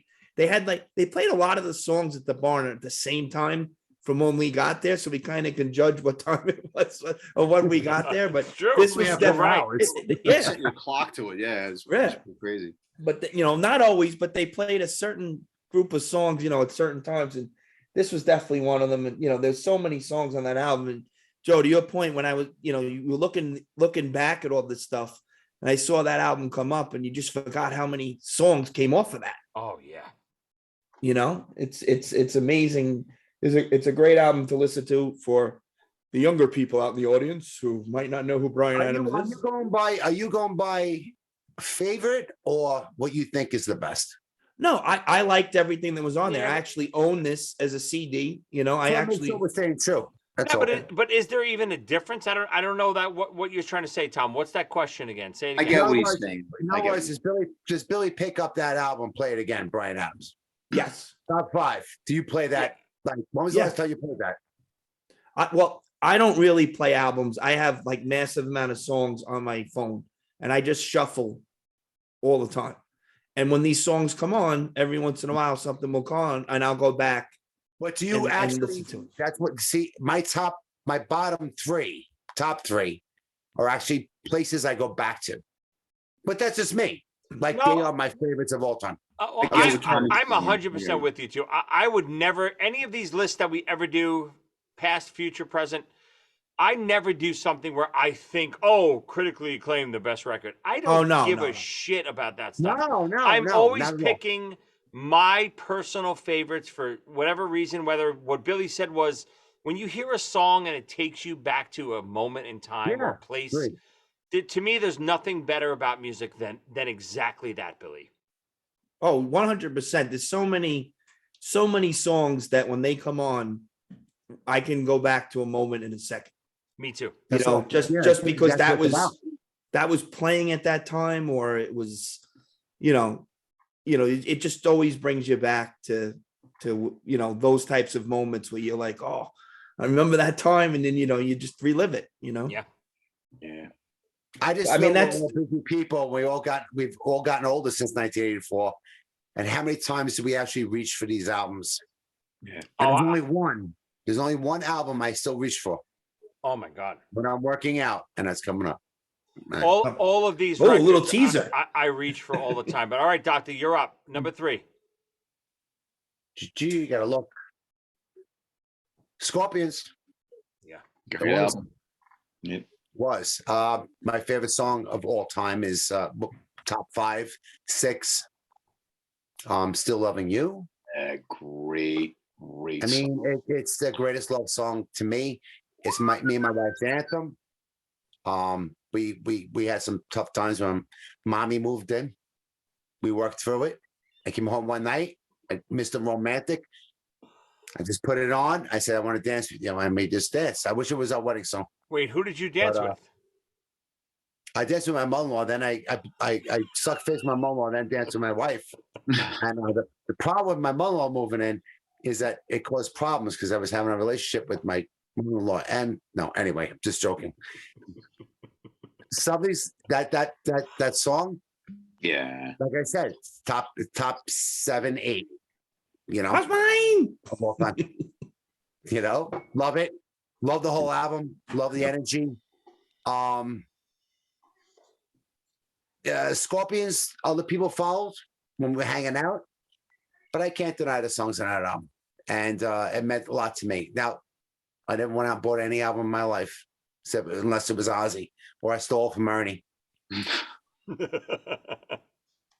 or borrowed it, or borrowing it. But no, I stand by that album. It was already mentioned, but Scorpions, 100% underrated. Completely underrated. Yep. Not fair. Not even underrated, but almost forgotten I mean, listen, I know they still sell out in Europe and all that stuff. I went to see them 3 years ago in Madison Square Garden because that's Celeste, one of her favorite bands. Yeah. Went to Madison Square Garden. I mean, I went to see the Scorpions in Madison Square Garden when marijuana didn't have a smell to it. How funny is that? That's how old it's been. Yeah, but they were amazing. They were amazing then. He's a very professional singer. Yeah. The guy is takes care of his voice. He stays within his realm, and he's got a lot of feel too. He's got a lot of feel. And the brother, I'm going off now, but Steve, you might know the brother, the lead guitarist, and the younger Michael brother. Schenker. Yeah, Michael Schenker. There you go. Who's revered as one of the greatest, but yeah, great player. in Rudolph, UFO. Michael and Rudolph Schenker, yeah. Yeah, Players. I'm pretty cool with the Scorpions lead guitarist, his older brother. Michael's the older brother, I think, right? Yes. Yeah. No. No, Shank. Yeah, Michael Schenker and Rudolph Schenker, I think. Yeah. Rudolph. Michael Schenker doesn't stay with the Scorpions long. And then Right. Rudolph, yeah. He does UFO, right? UFO. He's- The guitarist Yeah. of UFO, the younger brother.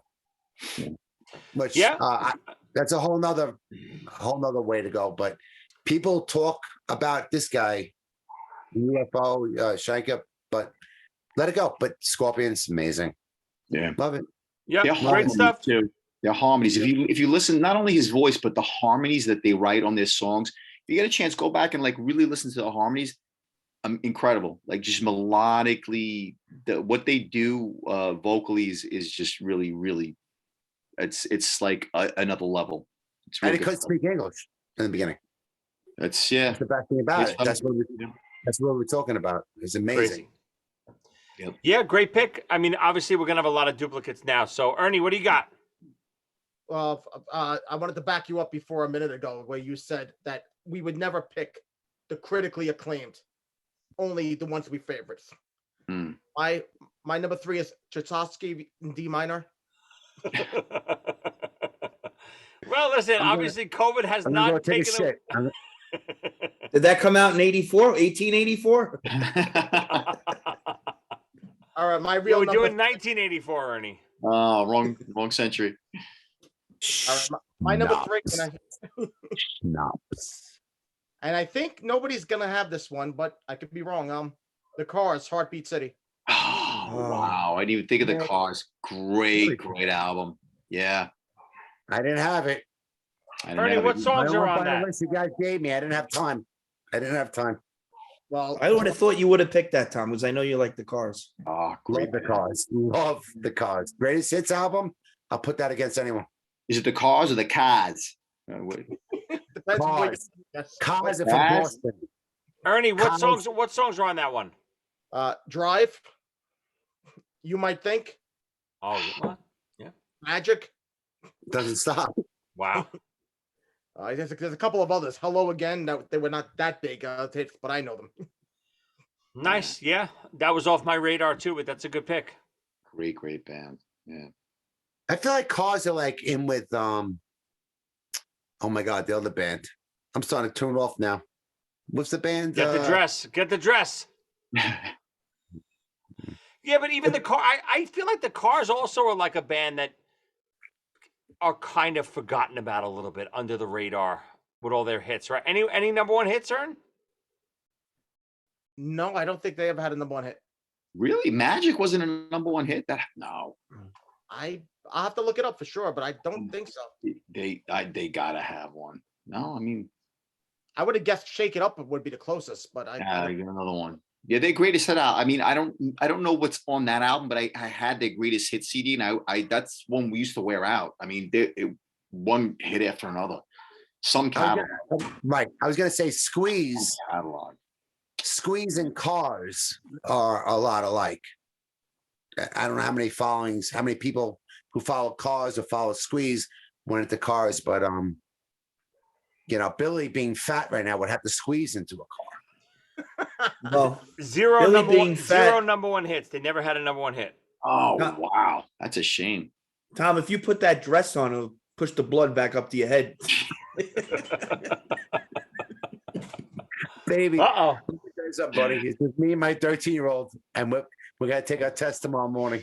I have tests up here. They're going for $500 right now. If you want them, You traded in for a new car. $13 a test. He's gonna squeeze you out of a car. Oh, All right, my You know number what, 3 is going to definitely break some hearts, and I don't care. I'm going with my list. I know this is Ernie's number 1. I don't care. I know what it is. Oh, that I'm hurts. taking it. I figure Ernie. Someday. I honestly didn't think Ernie would make it this far. I figured he'd be gone by now, but I got to go Purple Rain. I knew it. I got to be honest, out of respect, I kept it off my list. Well, that's the difference between you and me, Billy. I don't have any that respect. was 1984. Out of respect for Ernie, Purple Rain. I kept it up. Look, Ernie's leaving. Uh-oh. You see what happened? You Ernie, heard come him. back. He went to go get a box of tissues. I mean, I love it. I don't. Ernie Wait, thinks couldn't it's you a be great. like Steve? Why couldn't you be like Steve and start off with Purple Rain? Yeah, that's what Yeah, I Ernie was gonna pick because it I up. like to Ernie to have his dreams, All right, my intact list for a is little dumb. while. My list is dumb. I went by what you just Well, sent me. what do you want last from night. me? I've been so busy shopping didn't- for everyone here in Pennsylvania. Well, listen, Purple Rain's on there, 1984. Haven't had a chance. there's Me, a on lot the of- other hand, had the all only- day to Of look this course, up. number one. Of course, I Number mean, one. really, what do you got to do? Your family's got COVID. You're doing your Christmas tree. You're doing shopping. You busy? Right. The squirrel's got COVID now. The households. podcast. The podcast Four doesn't take households. priority. A few deers are coughing outside because you went out, Tom. Ernie's been researching this for 24 hours now. Of course, Purple Rain. Son of a bitch. Well, make it you can alter your list It right is number now. one. Anyway, Purple Rain is my number 3. I won't go into crazy detail because I'll at least leave that to Ernie. But what an incredible record! I know Can it's we the all chip easy. in? I know Can it's we the. all chip in? I know it's the easy Prince pick, and Ernie might argue maybe Sign of the Times is better. This is Prince's best record. I don't care what anyone says. I would argue Purple Rain is the best Prince record. It's the Some best people record would ever. say Sign of the Times, but I think Purple Rain is better. Some Yeah. people are stupid. All right, we're back Oh. around. Stevie. Hold on. Hold Steve. on. No, let Ernie do the Purple Rain talk. Oh, okay. We're gonna. All right, gotcha. Yeah, we'll talk about Purple Rain when Ernie picks it as Ernie, number 1. now's your chance to ruin the show. Don't pick Purple Rain. How do you know it's on my list? You don't know. When you got up, I know it's on your list. What do you The got, best- Stevie? the You Death don't Star know. plans. You I'm don't altering. know. Pray I don't alter it any further. You don't know. Me and 2XL might have a song or two. You don't know. Right. You're wearing me, Ernie. Ernie, you're wearing the same color as him. Come on, Steve, steal something. They look I like took. twins. Look at them. 2XL. Oh, wow, they Just do. like them. You're gonna tell me? I'm not even joking around. 2XL does not look like Ernie. And you tell Come which one on. is Yeah. I think they're put the related. Ernie, put the glasses on 2XL right now. Let's see what he looks like. Hold on. You say Oh That's my Ernie. god. that's him. Oh my Ernie. god. You're not my friend. The other guy is. If My whole Ernie life got he's been lying a to me. red button for the top of his head, When the Terminators take over the world, that's gonna be Ernie in robot form. Ernie, I'm buying you red buttons for Christmas. Right, thank you. Come on, Steve. What do you got? Number 2. All right, number 2. I'm gonna dive out of the hard rock realm, and I'm gonna get into a band that is still popular today. An album that I wasn't really super into, but there was one song on there that brings back a lot of memories. I'm gonna put down U2 Unforgettable Fire, and the song Bad. What the hell?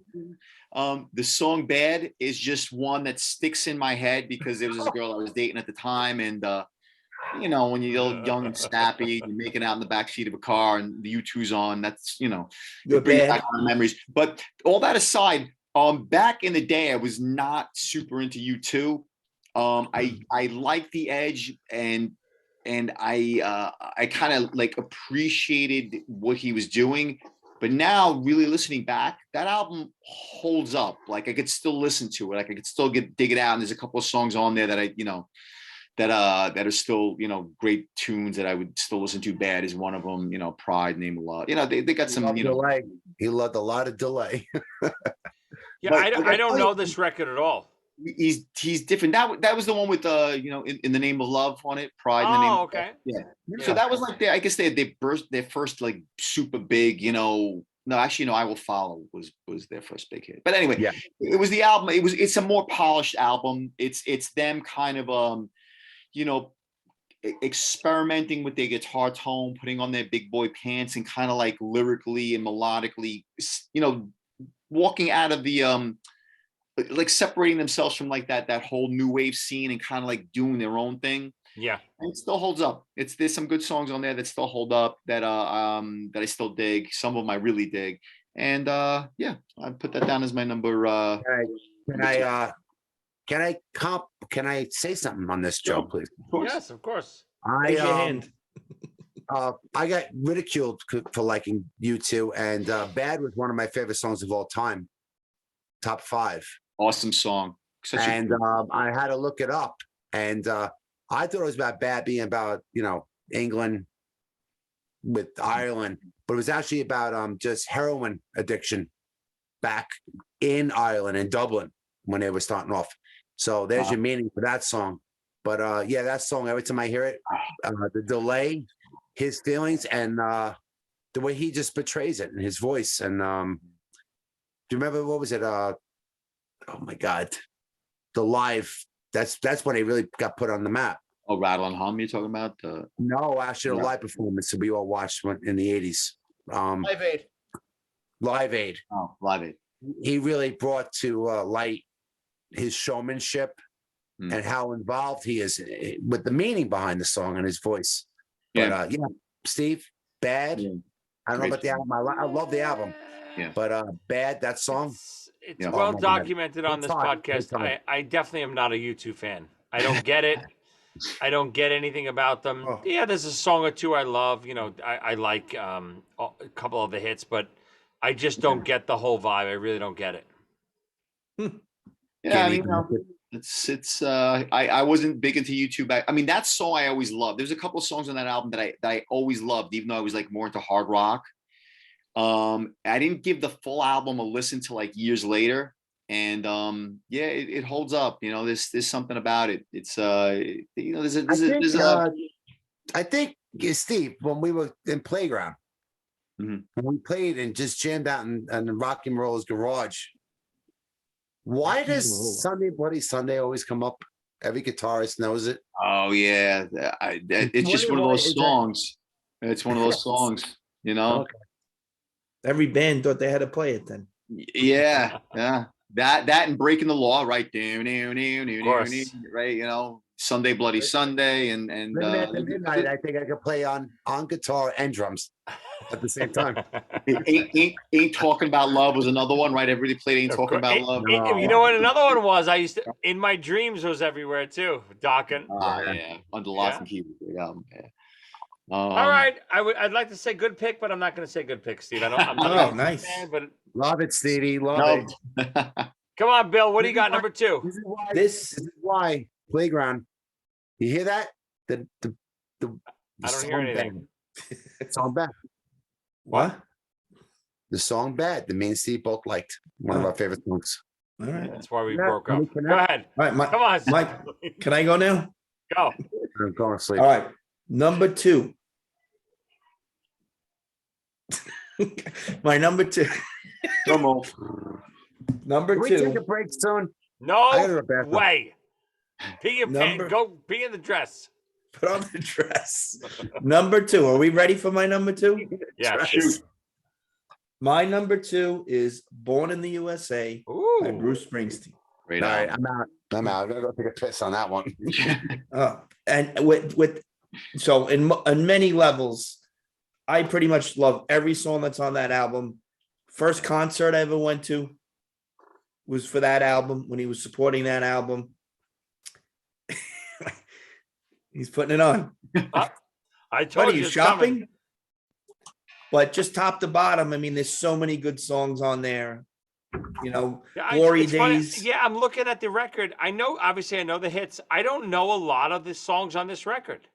One of my favorite songs is Downbound Train. Mhm. I absolutely love that song. And it's all over the place. He has Dancing in the Dark, Glory Days, there's fun songs where people will sing along together. Born in the USA, which people totally misconstrue with they think it's Patriotic, right? I'm born in America, great, and it's like, no, when I Like came back from the Vietnam. war, everybody Yeah. pissed on me. You know what I mean? That's really what the song's about.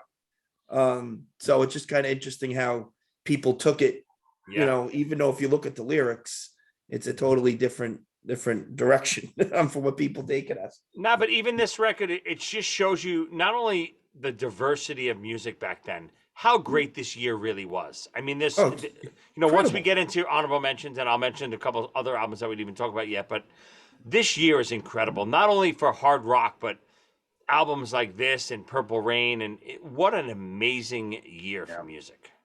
Yeah. And these are not, these are, listen, people are going to say, oh, but that's because you're old. And no. These, almost every album we talked about, maybe with the exception of Steve's U2 album, live on today and they're revered as incredible, timeless records. Sure. And one thing that we were looking at, I was talking to Ernie earlier today, is some of the albums that have had the most record album sales, right? And like of all time. Yeah. And some of them are shockingly surprised when you look at where they rank. But some of these albums are there, they are on that list. So, whatever people are saying, one thing that I do enjoy about the musical side, my son Russell, he's into music and he likes to listen to all different types of music. And like these songs, like I'll put it on and hours later he'll be singing them. So there's some hook to it or some catch to it that everybody likes, that people, that's why they still play it, Listen, everyone always asks me, what kind of music do you like? There's only two kinds of music, good music and bad music. End of story. I like all different kinds of music. What the hell is he holding? I don't even know what that is. Does anyone know what that is? My sister didn't have a chance to decorate. No one stayed in this room since Easter. Oh. Some bad things like That's that doesn't look good. Either way, that's a weird looking Easter bunny. Anyway, right. Tom, you're up. Number two. But Ride the Lightning. Yeah. Hands down, Marine Park. Joey Scarter, younger than me, was into metal. He gave me my first chances in a band. The first song was saying was Black Sabbath because it was easy. But he was into all the speed metal stuff and Halloween and all that crap. But then this stuff Metallica came by. It was like, it just changed everything. I mean, it really did change everything. I mean, Fade to Black is probably one of the greatest songs ever written. I mean, in my opinion, it's an amazing song. We go top 12. I hope that's on the album. Yeah. Yes, Yeah, it is. Yeah, Fade to Black on Ride the Lightning. Yep. Boom the Bells Toll. That's on there too, right? They changed speed metal. They changed speed metal. Yeah. And I can't say melodic, but there was a melody to it. It wasn't just high pitch, screams. It was like, and they were so tight, man. It was amazing. And there were other bands out there. Don't get me wrong. Probably 1,000 at the time. But Metallica, Ride the Lightning. I remember going home from Marine Park. We didn't have hair yet. Well, look how life is cruel. But going like this. And we're just whipping our heads around. And we had no hair. Yeah, and it hurt the next day. Yeah, I didn't appreciate Metallica at the time either. And as I grow older, I appreciate them way more. It wasn't until probably even the 90s that I started even liking Metallica. I was anti-Metallica back then because I was into everything that Metallica wasn't. Bon Jovi and Poison and all that stuff. So, but I definitely get Metallica now, and I do like them. But the amazing thing about them, they stayed in their lane. Yeah. They never changed for anyone. That was the greatest thing. All the hair metal bands, even Ozzy, tried to go commercial when Ernie remembers this story. That's a whole nother story to talk about. Returning Ernie's father's car without Ernie. We covered that on another episode. Yeah. Yeah, Master of Puppets album, and it was they blew Ozzy off the stage, even though double platinum, Ultimate Sin. Yeah. But the Master of Puppets was unbelievable. But if we're talking 1984, that was definitely a game changer. Puppets was what, 86? Yeah, it was right after that. That might be the next episode we do out of this genre here. 86 was a great year too. And that album has a great instrumental at the end of it. It's like 8 minutes long, and there's no singing on it. Yeah. And when they did that album, it's a while back now, but they did an album where they played with the San Francisco Orchestra. Yeah, I remember And they that one. played that song with the orchestra, and it's just like incredible. Like, do you hear heavy metal with all the horn arrangements behind it? It's pretty. That I love that album. That's getting back to what I'm saying. It's they were that big, they could do that. Yeah. They could make like Slayer if they jumped to orchestra. I wasn't into Slayer. I just wasn't. I appreciate some of their songs now, but back then you hear Slayer, I was like, "Yeah, I'm not into the devil and stuff like that." Ozzy's good, but not the devil. but Draw the line somewhere. right. But I mean, come on, Metallica back then. I mean, Joey, what, you were 6 at that time now? I wasn't born in '84 yet. Yeah, well, I think Ride the Lightning. I mean, Billy made a comment that it wasn't a big thing to him. I turned Ernie would come to the park, hang out with my friends. And then Ernie would go back to the block. And Ernie's like a pusher. Yep. Until Ernie picked up a shopping cart to a store window, but He was Allegedly. Looked like him. But anyway, Ride the Lightning. Period. That's all I gotta say. Great pick, Ernie. We're up to you. Number 2. Just real quick though, I wanted to say about the concert that Joey was talking about. Tommy was talking about. Excuse me.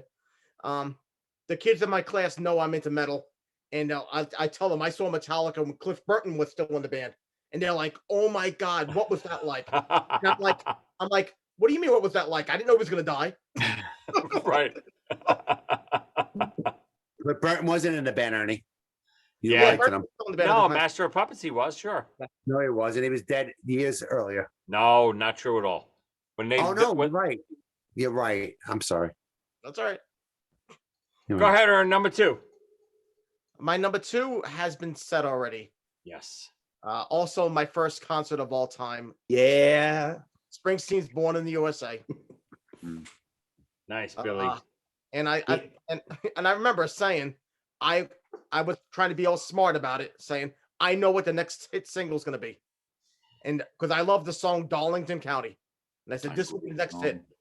There was 7 hits after that weren't that, and never came.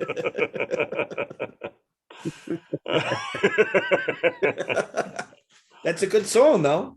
Yeah, it's a good tune. I was Is positive it- it was a hit single. Positive. Isn't there a station? It's called Undercuts or Deep. Yeah, Deep it was a Springsteen station. Yeah. Ernie, you'd be I think there's a whole thing called Deep Cuts. Ernie be the Oh. perfect DJ for that. Songs that fucking people hate, but that learn to love. Oh, Ernie would be perfect for that because Ernie will never when he wants to listen to music with a crowd of people or more, even more so, one person trapped in a car. He will make sure that he only shows you the songs he definitely knows nobody else knows. Yeah. Right. He will never show you a song, even if you start singing along to us. Like if Ernie plays a song, and you're like, "Oh, I know this song," and you start singing along, he immediately changes it. Oh, This you know might be Oh, you know this This one? might I'll be- forget it then. He has this to might be be- the introduction to the song. Otherwise, it's useless to him. He's the same way with that TV shows. If he doesn't Yes. find the show, it's no good. Like Big Bang Theory. Yeah. He's That's the perfect counterculture. Ernie show, but he will not give it any credit because he didn't discover it. He's counterculture. That show's going nowhere. Well, 20 years from now, I might go somewhere. Bon Jovi, Slippery When Wet, and Big Bang Theory should be off the air. You see, and now he says that. See, it's off the I air thought now. so. I was right. He's the perfect critic. Oh, hello. Chili Bean 08. Chili Hi. Bean 08. Now that everyone knows it. Tell your dad to put that dress on that's I hanging on the can't door, please. announce- I can't announce a Netflix password on this show. No, that's not a good idea. Oh, we're gonna log right into it. Oh, that'd be great. I can't get on. Everybody's on my account. I had that happen to let me guess. It's Ozzy. Ozzy. No, I see. With S's. Mine's Kiss with Z's. All right, we're up to my number 2. I can't believe nobody picked this yet. This is one of my favorite records of all time. Top 3 favorite bands of all time. the first Striper record, Yellow and Black Attack. It is insanely good. This record is unbelievable. Not only is this record unbelievable, the band is incredible, so underrated. Just because they were a Christian band, they got, didn't get the recognition they deserve. But Yellow and Black Attack, you know what to do, loud and clear, reason for the season, song after song, incredible record. You know what's funny about that pick? I obviously this topic came up, and I went online, to see what that album was nowhere to be found. In the list that I looked, it was nowhere to be found. And I like Striper. I like them. Well, you're not looking at the right list, Billy. I guess not. And if you need a list to tell that this record is from 1984, then something's wrong with you. Then Well, just wanted to confirm. You don't really like it, God damn it. Is this Soldiers Under Command? No, the album before Soldiers. Then you can really blow me. The man who says that he's not into the devil, like Slayer. You hear him? Wow. You have no idea, Joe. That's I used to dress up. Only Ernie would know this, and maybe Billy. When I was leaving the block, I'd dress up in Striper outfits. Parachute pants. Oh, yeah. I was the biggest Striper guy there was in the neighborhood. So Really? now I look back, I've said this before. It's not the message. It's the vibrato I want to kill him. Oh, you're crazy. That vibrato, my grandfather sung with a vibrato like that before he died. I can't. The space in between the vibrato. One of my favorite voices You were a big ever. Striper fan? Who? You were a big Striper fan? Did I say that? Yeah. No, he dressed like them. Oh, okay. No, very. Soldiers Under Command. Are you kidding me? That whole album? It's a great album. Yeah, I know. Top 5 record ever. It's out of my mind. I was like Brendan would dress in black when the bassist died in Metallica. I was dressed in yellow and black, rock shirt, parachute pants, Striper. Wow. Striper. And I was going like this. This guy needs to get beat up. Yeah, again, one of my favorite records ever, their debut record. Soldiers is better, but this, obviously, Soldiers is 85. This is 84. Love this record. I got to go back and listen to them. I remember casually listening to them and being like, wow, they're a really good band. But then the whole, over the top Christian stuff got a little. I remember us three driving up to Snyder's house in Pennsylvania, and we heard Shining Star when they did the remake for Shining Star. We were losing our mind. Just not only super talented band, great songs. I'm all about melody and groove. All Great melody and groove. Incredible harmonies. Great. I know everyone talks about the Iron Maiden guitar duos. Crap compared to the Striper No, but that's stuff. harmonizing. It's just that's harmonizing. Yep. How come Striper never went on tour with Slayer? You know what? They talk about it all the time. Striper wants to do it. I can't imagine it would go over well, but yeah, the Heaven and Hell tour would be great. All right, we're back around. Let's go. We got Steve's number 1 pick. Let's recap what he's got so far. Number 5, Stabbing Billy in the Heart, Van Halen's 1984. Number 4, Dokken, Tooth and Nail. Number 3, Rats, Out of the Cellar. Number 2, U2. Unforgettable album. I mean, Unforgettable Fire.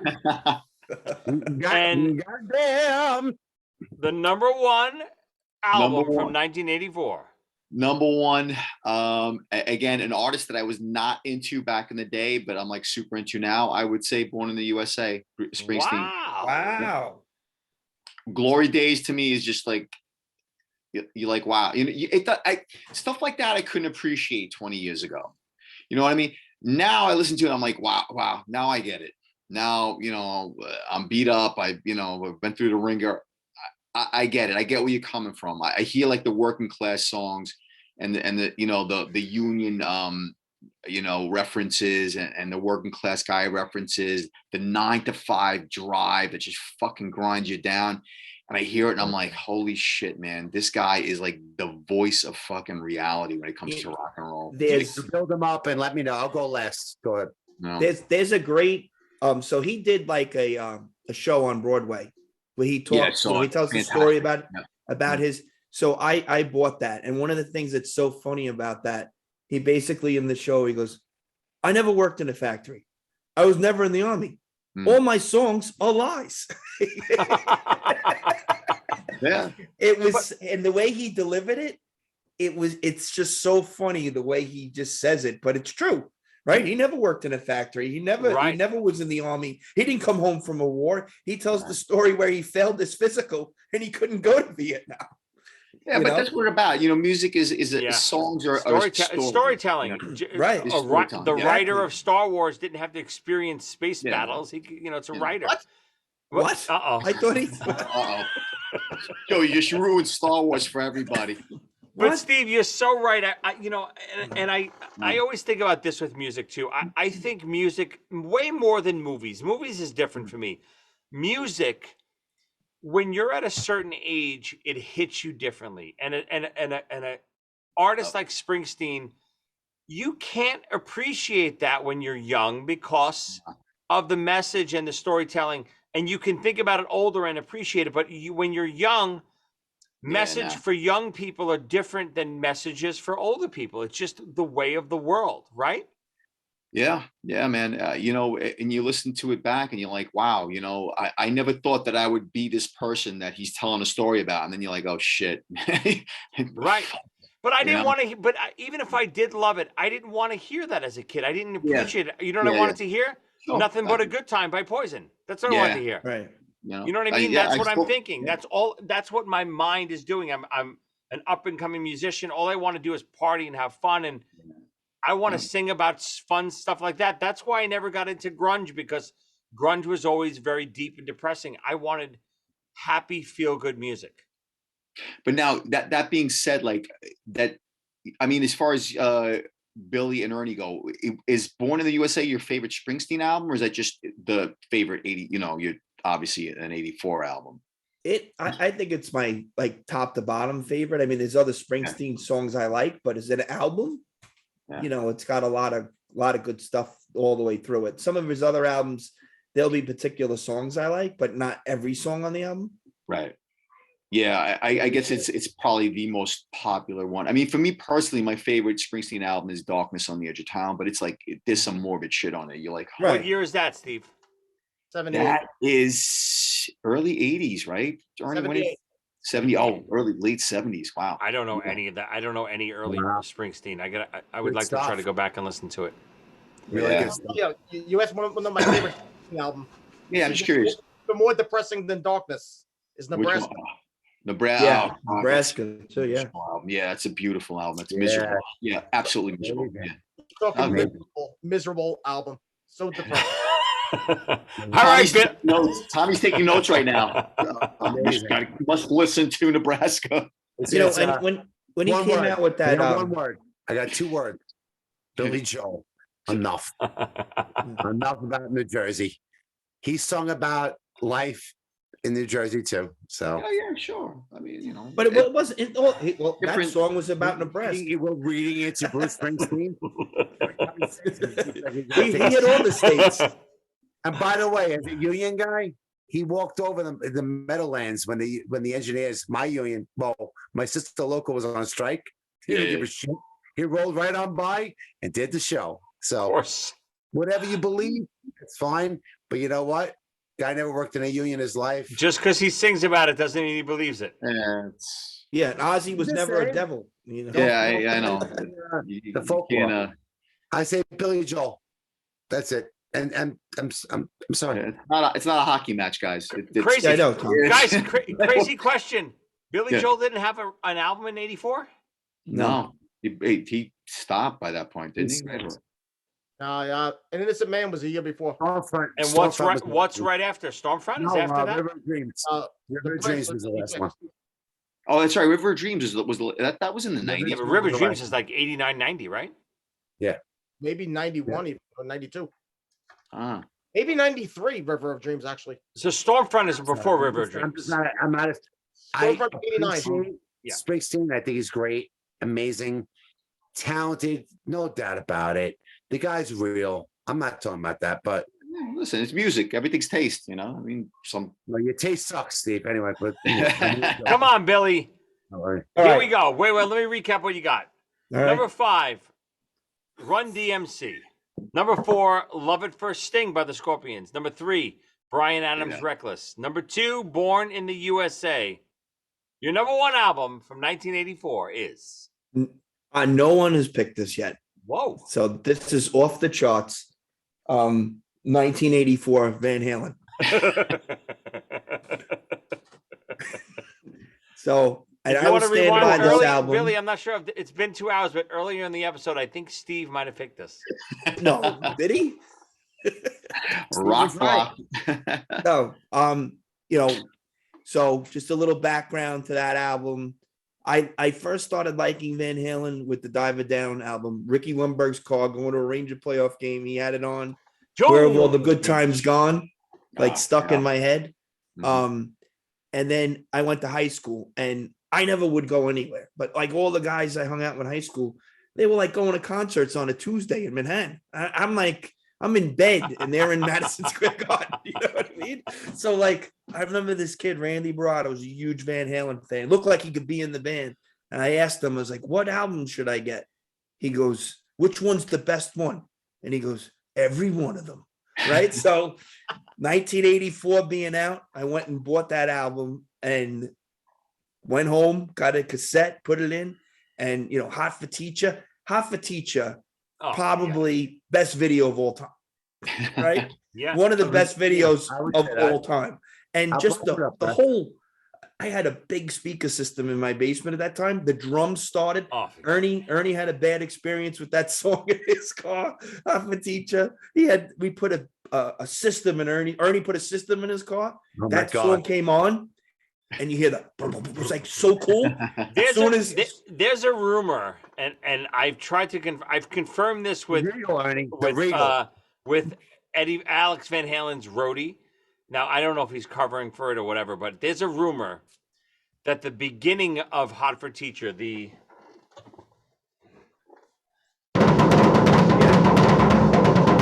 know what the rumor is.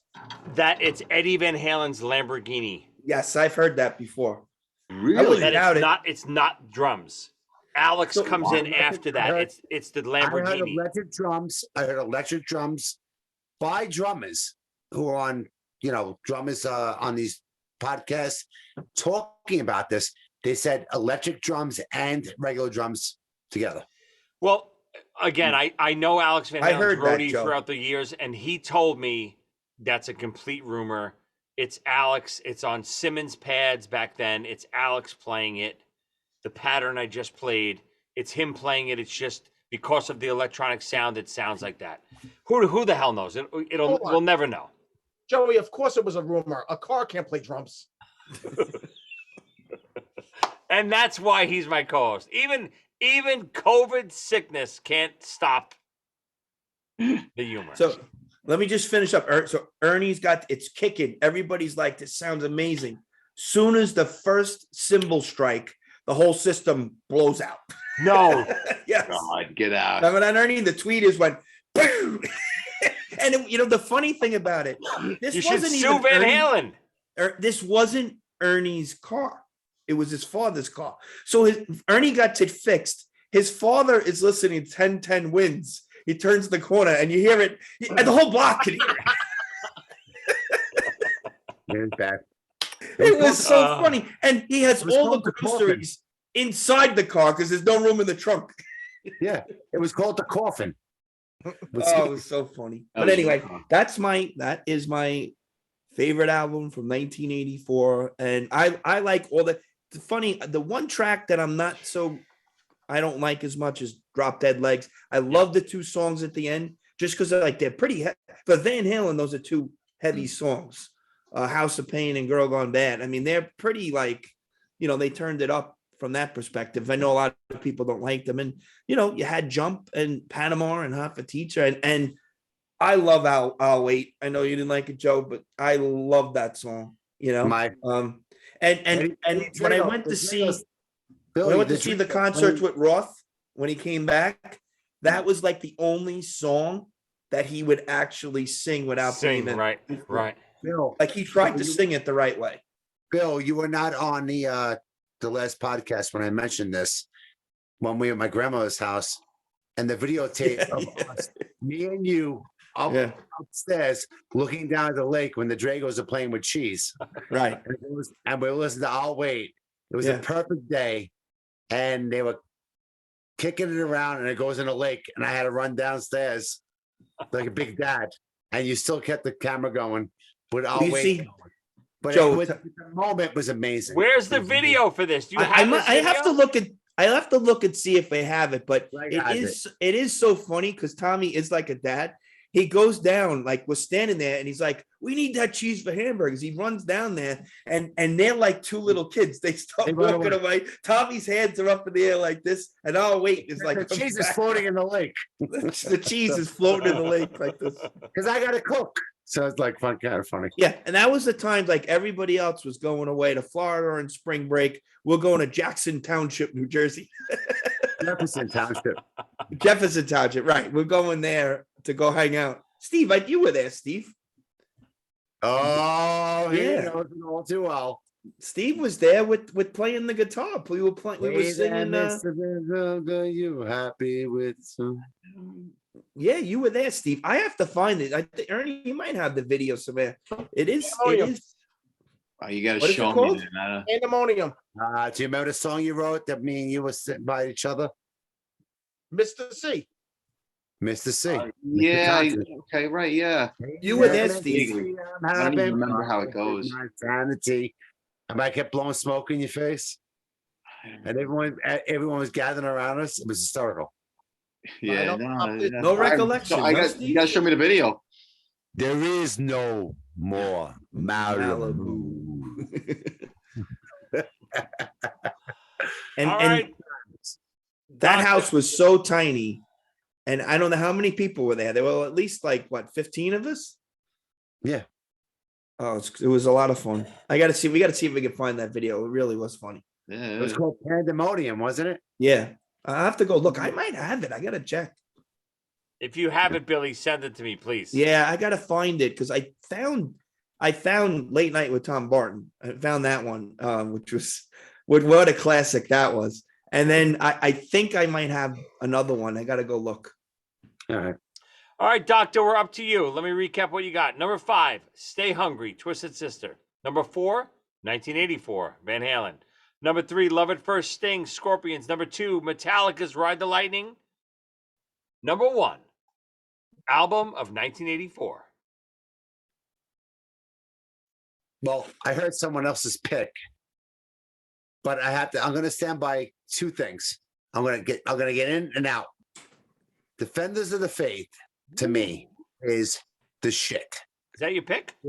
Yeah, it was the first time that I've listened to the guys in the park playing every other album, but this album, it was very well written. It was, it wasn't screaming. It was, screaming for vengeance like nuts, except for Free Will Burning, when it first starts up. But everything else in that album was so nice and beautiful. And I think that's when Judas Priest took that step to be more melodic, Yeah. mainstream, not go up and down. Some heads are going to roll. I mean, some heads are going to roll. That guitar riff alone, like I said, starting off a riff, beautiful. But Joey's hearing tired. Purple Rain out Uh-oh. there, hearing Purple Rain was out there. I didn't have the list today. I was running around. Of course, Purple Rain. Oh man. I'm putting Defenders. Of course. I already wrote it in. Down. That's Section, it. Lock it in, Joe. It's We're locked. all going through some sexual changes at 15. What? Our bodies are changing, and Prince is making it happen. Not Are you me. kidding me? 15. I'm kissing Who the hell's girls in my found the 15? argument house to this album. This shouldn't be. This is sexual. This is good. This is great. Every Computer Blue. Oh, Are so you good. kidding me? I mean, Darling like, Nikki, what a great record. I- everything. I have a feeling This we're is gonna hear a little bit more about Purple Rain coming up soon. I have a feeling. Yeah, I think that the last song, "Baby I'm a Star," kicked that one off. I'm happy with everyone else. Whoa, what are you crazy? Great song. Baby I'm a Star. Oh, I like that song. Oh, I like the There's a dark version of shit. Prince and Beyonce doing that is I like the incredible. dark shit prior. I like the dark shit prior. Baby I'm a Star got a little nuts. All right, your pick But- is Defenders of the Faith. I'm not putting Purple Rain in. Hmm. All right, I'm Okay, going to go recap ahead. Ernie, but as I'm recapping Ernie, if you can put the dress on, I think it'll be good for the joke. And wasn't was it Jungle something? Wasn't that on that? Jungle Love. That's the No. other guy. That's No, the it's same. was it- Girl, I want. But isn't that song on that album? No, it's the movie. That's It's the group it's movie. like. That was his arch rival. What was the guy's name? Yeah, but wasn't Purple Rain the soundtrack? Morris No. Day. Morris Yeah. Day. The group Is Morris Day on Yeah. that album, Ernie? That's a Fender. Oh, that's the another mirror? album. Yes, Oh. that's No, Morris Day in the Time. Yeah. No, I That thought time. maybe he was Oh. on there because Or the floating bird in the Oh, Yeah. yeah. movie. Billy, how can he be on the album? That's his rival. What's wrong with you, Billy? I know, but But he wrote the song. in the though. movie, That's like Joe. Naked Gypsy movie, being Ernie. on the Playground album. Could that Prince ever happen? wrote that album too. Yeah. All right, How's the Ernie. family? How's the family? We're up to How's you, family? Ern. Here we go. Let's recap what you got. Number 5, Defenders of the Faith. Number 4, Ride the Lightning. Number 3, The Cars, Heartbeat City. Number 2, Born in the USA. Number 1, album of 1984. It's obvious. What was mine? Yours was Defenders of the Faith. Is there any other choice? Like a Virgin. I didn't hear him. You better don't do it, Ernie. My number 1. Make It Big by Wham. Come on. Great All right. album. All right. I'm Purple gonna Rain. drive by there and wham you right now. Purple Rain is my favorite album by anybody for any year. So, Purple Rain. Tell wins. us a little bit about it. It's by a man named Prince. Oh, his monster. You gotta mention the monster. That's why it's hurt him. I have to thank Snyder for It's okay. my knowing Prince because Whoa. Tommy's the one that got me into You can Prince. call me by, monster. yes, the monster. I want to Please thank. address I me. want to thank Please the address monster. me. I want to thank the monster. Please address me. Please address me. Monster from now on. I would I like appreciate that. I don't mind that. I don't mind There's- that at all. There's a song. Eminem's got that song. There's a monster under my. There's a monster. Send it to me, Billy. That might be his new intro music. Let Ernie do his speech. And please I was gonna say, delete Snyder and make it monster. We have was- not had a Jerry Springer moment yet, Ernie. Well, here we coming. I'm sick today. Monster. Introduce me to the album. Yes, I want to thank my monster. Because without Tommy, I would never have ever heard Prince Purple Rain Monster. Monster. Because he recorded on a cassette Black Sabbath Technical Ecstasy, Oh. which I had to have. Wait, And the other side- what's the name of that album? Technical Ecstasy, Ooh, nice. I think. And on the other side, for some reason, he put somebody I never heard of, Prince Purple Rain. And since I heard that album for the first time, I have never been the same. I'm a different person. I'm changed. He got sexualized. Well, not till almost No, a that's- decade. I Yeah, was gonna say that's at least 10 years later, minimum. but I wanted to be. You have to have like top 5 Madison Place moments. That needs to be its own episode. It was in Bread Block of all blocks. Who would we have on if we had 6 people on? Who would it be for the top 5 Madison Place moments? Obviously, Oh, you it's got to three. be definitely Greg. So you Eddie three, Romeo. Greg. I don't know if Eddie would do it. No, he won't do it because of his job. Mike Leone. I don't know if he'd do it. Ernie talks to Leone at least once a week, right, Ern?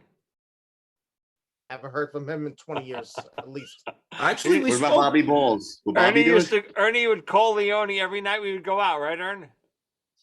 Yeah, Ernie, I'm never coming out. Don't you get it?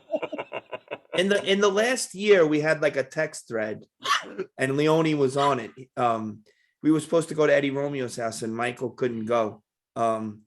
but it was just funny because it just picks up. I haven't talked to him forever, and my wife still jokes around with that because I invited Michael to my wedding, and that's the only time she's ever met him. She never saw him any other time. She saw him for like 5 minutes at my wedding, and she always joked about that because we were, you know how it gets. You're trying to make a list and you're trying to figure out. I go, look, I got to invite him. All right. He grew up on my block. He goes, you haven't seen him in 10 years, right? Or whatever it was. And I've never met him. Well, I said, and I looked at it, I went, well, now you're going to get to meet him. You got to meet him. But she would have met him at my wedding. Right. He went to your wedding? Yeah, he had to be there. Ernie know. he doesn't know. He would know. Now I got to ask Michael if he was at your wedding. I would have assumed he would be. Anybody's Wait, interested. Ernie, who is your best man again? Yeah, here we go again. I had two best men. Who Not are the they? monster. Not Billy and the, my brother. not the monster. Not the monster. Not the monster. Not the monster. Can't have the monster. We're a bunch of drunken COVID fools. All this bullshit. All right, here we go. Wait, My number year? one. Let me recap. Oh, Number 5, I thought you Bryan were done. Adams, Reckless. Number 4, I can't believe I'm the only one. Autograph, sign in, please. Number 3, Purple Rain. Number 2, again, only one. Stripers, Yellow and Black Attack. My number 1 album of 1984. Snyder picked it first. I gotta go Stay Hungry, Twisted Sister. Wow. I gotta do it. I don't. Looking back, maybe it's not the best record of all of these records, but at the time, especially, what an again. I'm only 10 years old at this time. What an impactful record for me at this time. That means you were 8. Adjustment 7. Twisted Sister was everything right at this time. Even they never overtook Kiss for me, but they were close. You know, they were the closest. They were the closest that ever came to overtaking Kiss. And you know, I didn't have MTV at the time. My area in Brooklyn didn't have MTV yet, but I saw the Twisted videos on Friday night videos and maybe sometimes U68 and stuff like that. U68, right? Yeah. U68 videos. But, you know, this I would stare at this record and read the liner notes and the lyrics and hours and hours and hours. What an incredible record. And obviously the hits are great, but even songs like Stay Hungry, that is so underrated. The price, Captain Howdy, SMF, just yes. There's not one filler track on that record. Incredible record. What I want to say, what I said earlier, if you close your eyes and ignore the clown show like Kiss, and that album actually musically has some meat to it. Mm-hmm. No, unlike, well, I'm not going to say Kiss, but the Twisted albums had a lot of substance to it, but they don't become who they are if they don't look like who they are. Yeah, there's some the showmanship. Yep, the showmanship did it. Joe, that live show that everyone saw of him performing live really sold it. The California one, was it? Remember that one? Oh, it's that amazing. really sold it. Yep. The Kiss album that came out in 1984. How would you rank that album? Oh, it would have been my number one choice. But I take it off the list. I any of these lists where we do top 5 favorite songs or albums, I take all the Kiss stuff off because if we did our top 5 albums of all time, they would be 5 Kiss albums all the time. So really, yeah, I don't do it. This is a long episode. We don't need any honorable mentions because we named all the great records on this record on this year. We don't need honorable mentions. It's crazy. No need for it. We covered a lot of ground, whether it's all the way from Ride the Lightning. Ernie even mentioned Like a Virgin came out this year. Just an incredible year for music. This was really the first year for me that I could really say that I started getting into new music. It's 7 years old. Amazing. Going back, I liked music before that, of course, but this was the first year that I started taking notice of music.